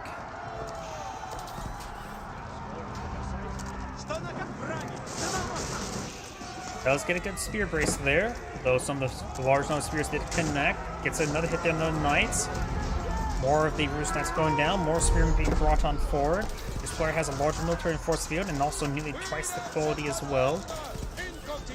Right now, against Arbaletiers, against all the Knights, Mass Spearman is not a bad option. So once he gets Gambersons up, then the Arbaletiers be less effective, or the Spearmen be less effective against him. He should also not go for crossbow strikes, but he should actually eye for Gambersons. Plus 5 melee armor, the Spearman doing 11 damage at the moment. With plus 5 armor, the Arbaletiers have 8 armor, so those Spearmen will basically do 3 damage per poke against Arbaletiers melee. That's not a lot. Now it's going for our military academies as well. And, oh, Magenta's relics are on the front line. This is massive. This is also a massive number of spearmen poking villagers. We got a good number of traders on the field as well. That's one reason why the villager count spends quite similar. He has just good number of traders, 27 of them on the field. Currently their trader out's much smaller. I hear trying to panic his opponent.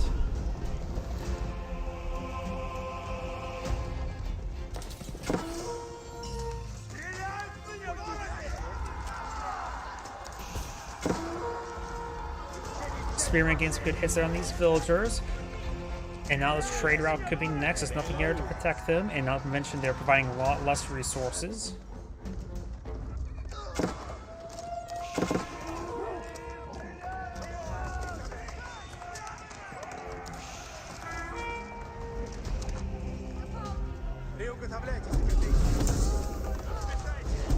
High armory not being deployed on out, which will give the Roost player a cheaper siege weapons. Siege weapons around the high armory is what? 20% cost less, or is it 30% cost less? A very large amount, to say the least. More of the traders are starting to go on down. Horsemen and Spearmen getting some damage on these traders. He has not taken time to properly secure up the trader out with... Well, I suppose he did partially, but not fully. Spearmen getting hit by these archers on the high ground.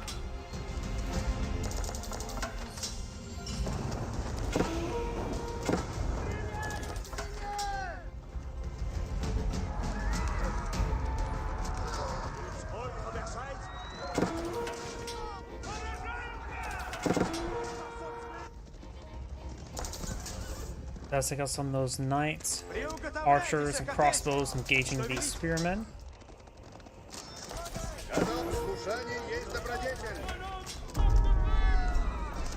These Arbaletiers will be overran by the knights now. Royal Knight here to support.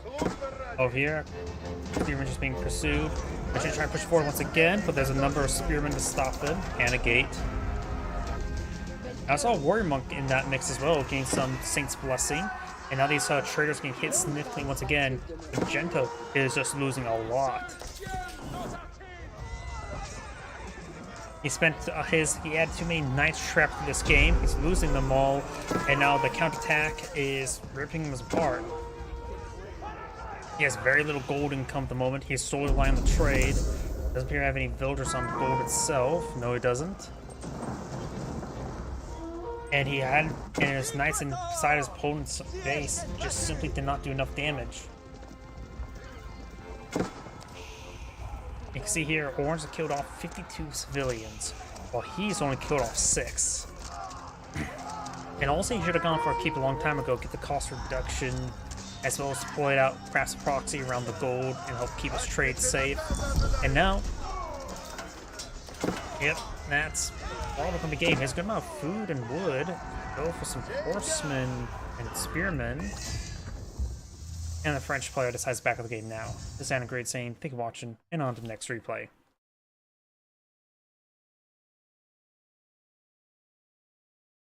Am I going deaf? Okay. I didn't hear any sounds from those buttons.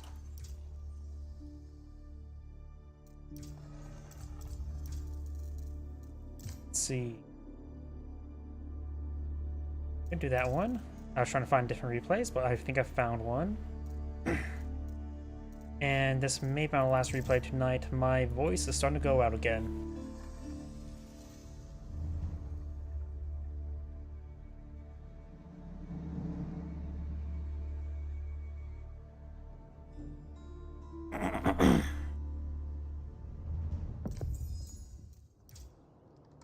Greetings everyone, and Great here for another Age of Empires 4 replay. Spawn on top, or just right side as the green mullions, we have Van der Dorf.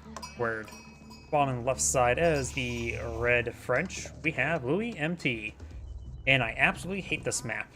I really do not like this map because there's just no wood anywhere. Either way, let's talk about economic benefits. The mullions. They can, of course, get the mining pit to get some good gold generation, as well as they can take that gold and invest into get some free cow generation. The French, they do have access to faster producing villagers, which also means the higher food costs for villagers over time, because the villagers still cost the same. As well as getting like free blacksmith upgrades, as well as cost reduction around keeps. When it comes to unique units, the French have access to the Royal Knight, a slightly more powerful heavy cavalry variant, which doesn't cost anything additional. While the Mullions, their entire slate is unique, barring the archer and siege weapons. So generally, French players tend to go for a mix of Royal Knight, archer, archers engage the spearmen, Royal Knights to be the primary threatening unit, in which the Mullions have access to the Donzo, a good spearman variant that has a little bit extra armor, a little bit extra health, and a spear throw ability which does do bonus versus cavalry, as well as build a stab cavalry. And while against the archers, a good item versus that would probably be the javelin thrower. A counter archer has good pierce armor and ability to honestly have high base damage, which makes it reasonably effective versus higher armor to use it. You know, it's a good unit to mix in with Donzo to help engage the Royal Knights. So that's my prediction. Donzo, Javelin Thrower versus Royal Knight Archer.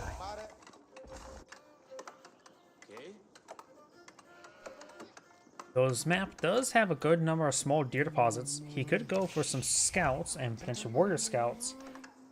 With professional scouts and start bringing the deer back home. That seemed a little bit louder than normal. Oh, because they probably aged up exactly the same time. The sound effects stacked up. We got early Royal Knight now being pulled on the field, of course. Of course, we got two scouts on the field. The Mullion scouts do roll faster, 15 seconds. They are technically slightly more expensive. At this point in time, their scouts are equal to other scouts. However, they, of course, get a little bit of research to go along with them. This scout's pretty forward. This scout took some hits. And now it's going to take time to have the healthier scout pursue down this scout and allowing the other scout to escape on out. Taking out the scout is actually pretty important for the Mullions, because if they take out the French scout, and the Royal Knights have trouble engaging because they need something to spot for them. I do now have a barracks from point of view. I'd like to go for some Donzo, maybe some hardened Donzo. Musafati warriors are of course an anti-armor specialist, but against heavy cav, it's still better to go for spearmen rather than Musafati warriors. Not only they have higher damage, but they also have the spear brace. So Musafati warriors do have the camouflage ability, which could be useful, but it's really difficult to make that useful. Sibelius. Arden Donzo research on the way. One Donzo is on the field. Caballo.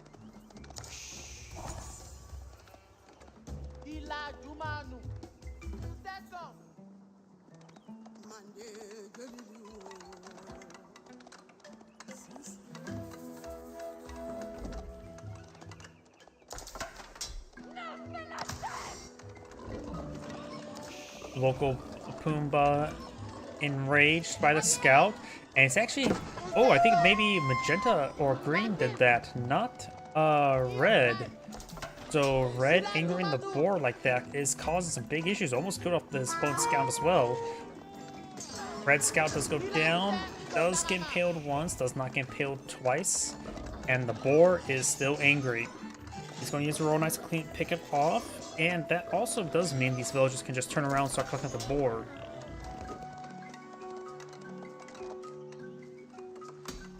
Got a full mining pit here. This is a large one, so they get a very good surround onto it, providing 40 gold, 140 gold per minute, a significant amount. Now going for a mining pit back here for a safe location. Donzo needs a buddy. And looks like he, okay. He's gonna be clicking up Pumbaa now.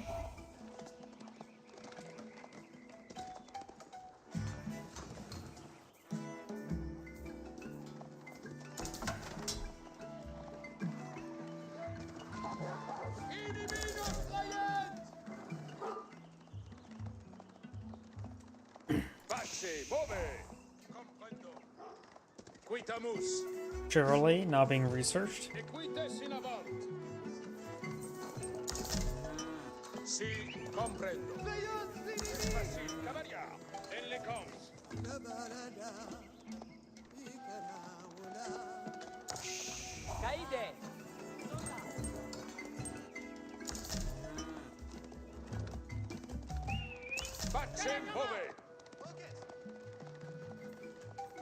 These Royal Knights are severely wounded. He's going for Chivalry to get some good health regen on them. The scout took some hits.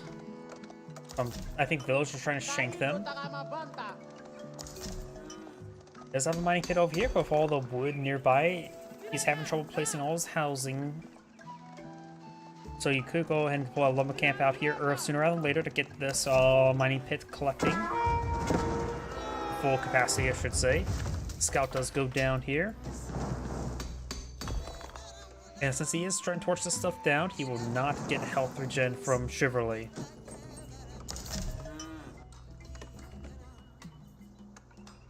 We do now have, looks like the Warrior Scout research, so he is going to eye for Warrior Scouts. Donzo is now moving down here. He only has one scout in the field. I would say 3 is a good number, as with professional scouts in order to pick up the deer. Great javelin throw there, get some good damage on the Royal Knights. Mining camp still has plenty of health. Just a little bit smoky. Just use that smoke to help smelt down the gold, right? This map does have a large number of sheep on the field, so green still has a good number of sheep back home. Red has a good number of sheep as well. I'm having trouble selecting them all, but it looks like there's maybe 6 for both sides. Green, I think, has a little bit more sheep. Full outpost going up.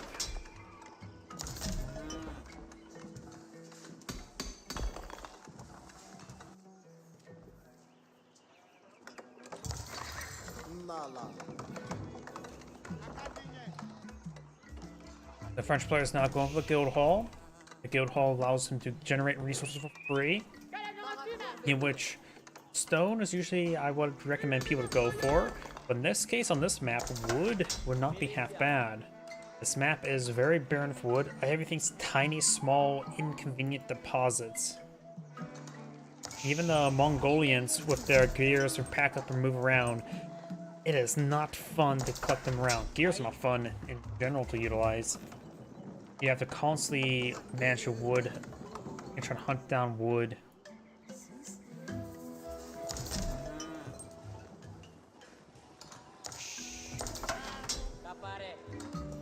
I really do not like this map. Not only there's a lack of wood, but food is spread out like this in small deposits as well in deer. So it's not fun to collect up deer as well. Gold looks like a little bit standard, and as well as stone. I just don't like this map. There's lack of food and gold. Food and wood.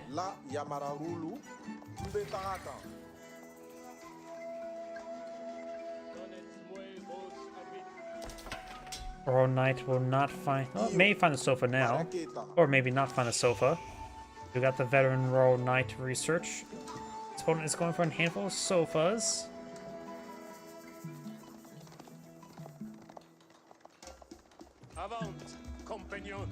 He does have, of course, a good number of dawns on the field. 14 is an excellent amount.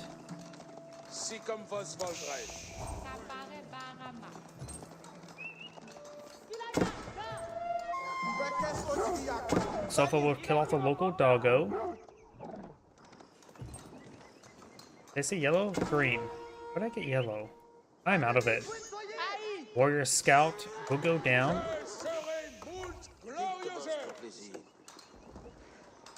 And now got the Grand Fulani Corral, which will improve the collection rate of all of these cows. He's putting every single cow into a pasture without setting them off to pasture.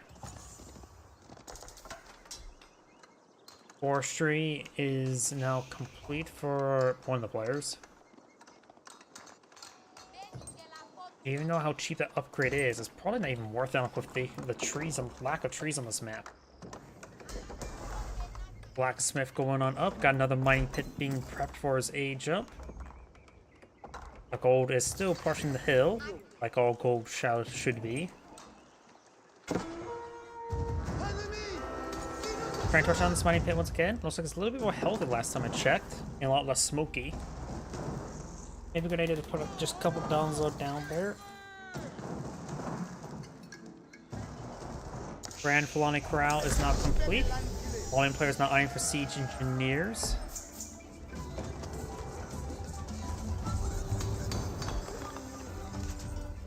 That was a decent javelin field there. The mining pit has been set ablaze. More javelin fields there. He does find the monk there, so he's going to deny the relic. If he would not have torched down or tried to torch down that mining pit, then the monk could have claimed the relic. More javelin fields there. Does take out one of the scouts. You got the Wololo being brought on in. The sofa could have finished him off. Now being brought on back on in. And the monk will be stabbed to death. Royal Knights will spot the cows. Cows are awesome.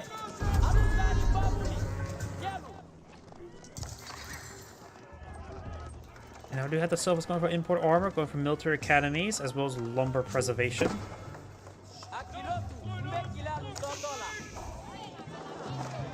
Does get good charge attack there.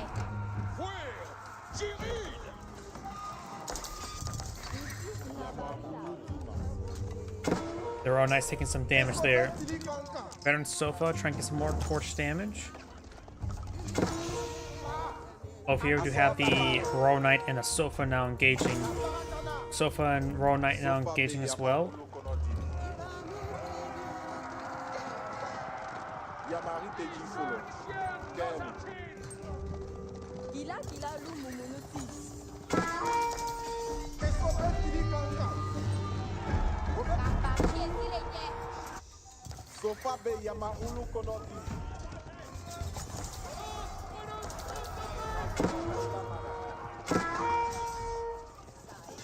Musafati Warrior does go down.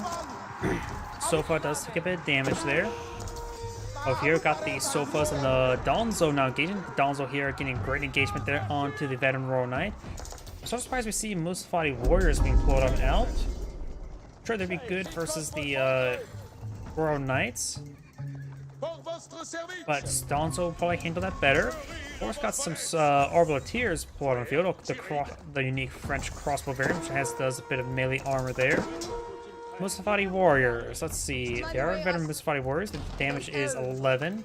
same base damage as Spearmen, so they would do the same damage versus Arbiteers, barring the fact they have slightly higher attack speed. Donzos in this case would still be better. Javelin throws on the way. The Donzos are slightly more expensive, costing 90 rather than 80. And as much as I now think about as well, I complain about the lack of wood in this map. Donzos do cost wood, the Spotty Warriors do cost gold. And Malians do have a good gold generation.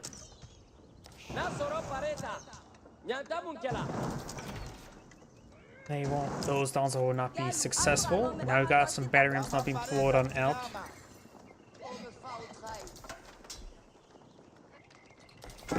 And we'll find some lone villagers as he's trying to clean up these deer.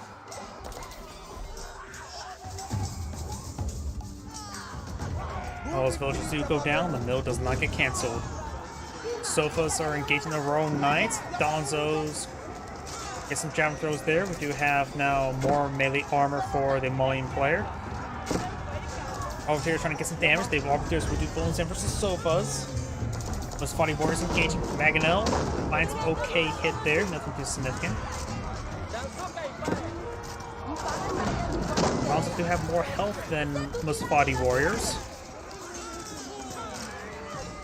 No Gamerson's research just yet. Gamerson's on the way.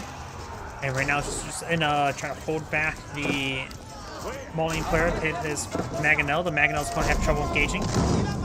Some archers spawn field. Sofas charging away for it as well. Maganel does go down. Those archers do go down as well. We have a fortified outpost of arrow slits here. Another fortified outpost unupgraded here. Keep going on up. Next to his prime is secondary town center. Oh, that is upgrade of a Springald. Slowly picking off the most Spotty Warriors. Now he's going to try to go for these villagers. Green right now has less villagers than his opponents, as he has opponent has 2 town centers and of course faster villager production. However, he does have access to resource generation through the cows, which should even out. That's what's mining pits. Adaram putting holes in that outpost, but it looks like he will save the outpost. So the knights help him out.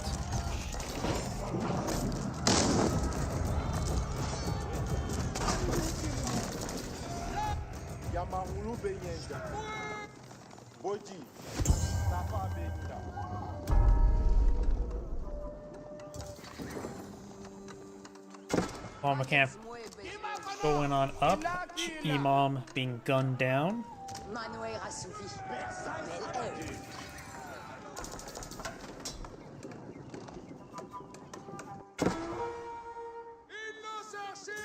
Sofa and Royal Knight now engaging.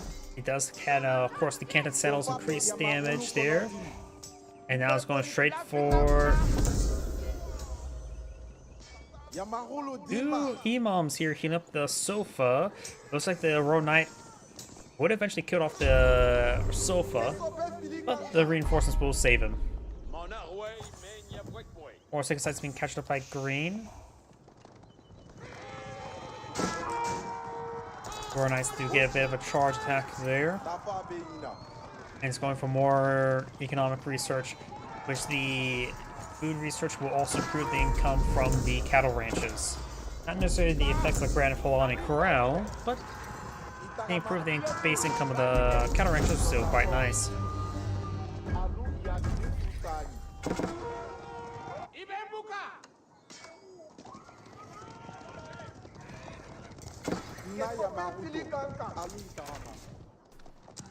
So if let's not push way forward, try and torch down the outposts now.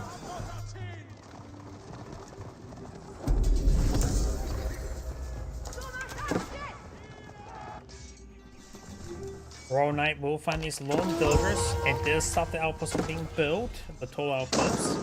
I know those rolls and misses there on the Sofas, or get minor damage onto them. And should be overran relatively soon. Villagers going down here. There's going to be a large number of villagers down. The Spotty Warriors trying to find some Reds village there. Maganel's going down over here. Red's population, military force is 24 versus 63. And Green does only have a slight quality advantage thanks to the fact that there's so many Royal Knights and Arbiteers high quality units. The Spotty Warriors trying to overrun these Arbiteers now. Most Body Warriors do move pretty fast. Arbiteers do move standard crossbow speed.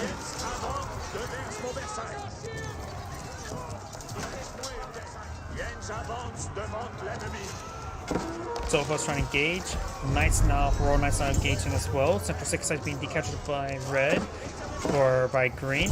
All 6 sides have been captured up by red at the moment. Or green. I'm getting all the names mixed up.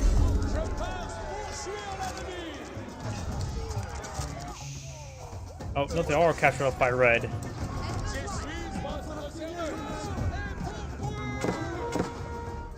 Up north, Royal Knight gains more damage to these villagers. Green's picked off a good number of villagers. Sofa's trying to engage Royal Knight now. Sofas do cost a 1800, which is a 3/4 the price of a Royal Knight. Red's now got research bowling oil. Green's over here seeing some spring gold fire. Red's trying to advance forward now with a Mangonel in tow.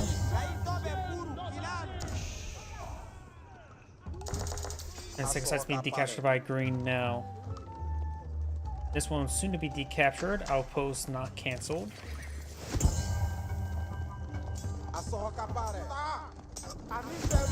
Royal Knights making their way forward. We'll find Donzo. Got mostly a force of Musfati warriors. Gets okay damage onto the Atoll outpost. It will go down. Mangonels do bone sandwich versus buildings, making a good unit against buildings.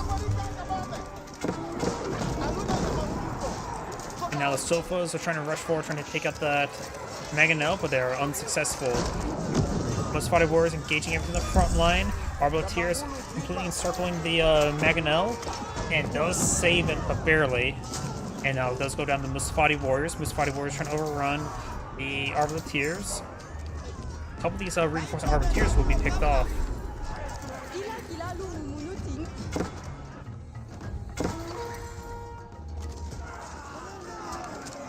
Crossbows will go down there. Sofa's trying to engage Arbiteers once again. Another Mangonel pulled on out.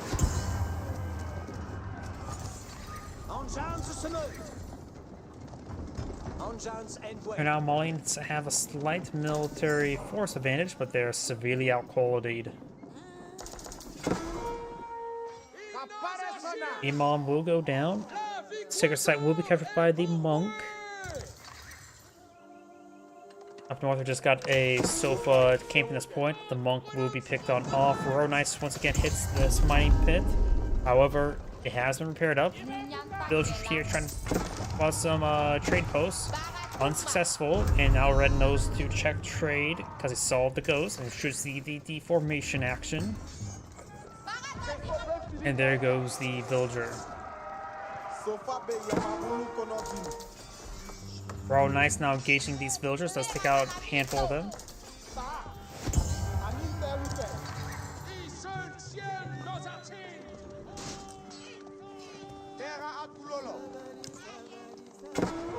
These villagers do get inside the town center. Royal Knights to pick off that Sofa.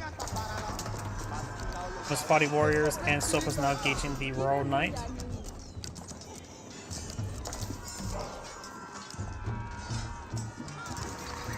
And Royal Knight does go down. Red's now advanced Imperial Age. What landmark did they go for? The Red Palace, not big surprise. Oh yeah, the Guildhall.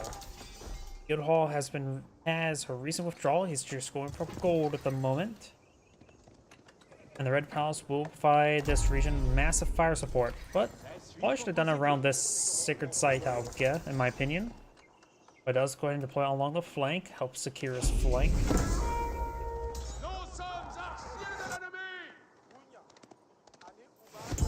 Now I can go for some enlistment incentives.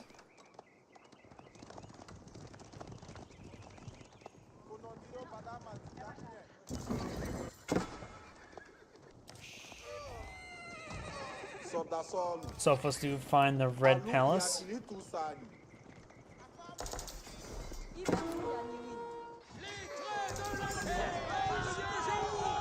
More of these sofas are going on down.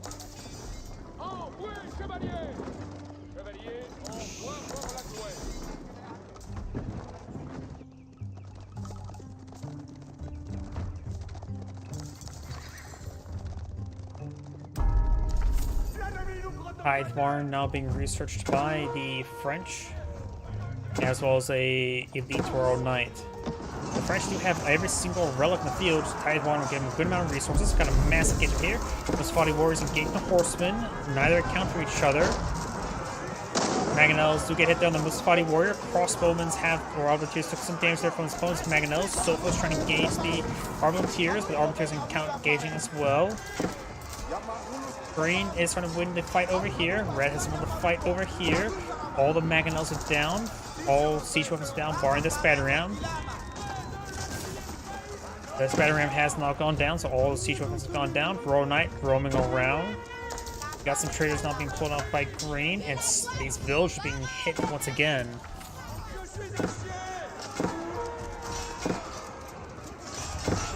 Mustafati warriors engaging these horsemen. Arbaletiers probably have an upgrade. Nope, they have not upgraded to the crossbow stirrup. It is being upgraded with it now.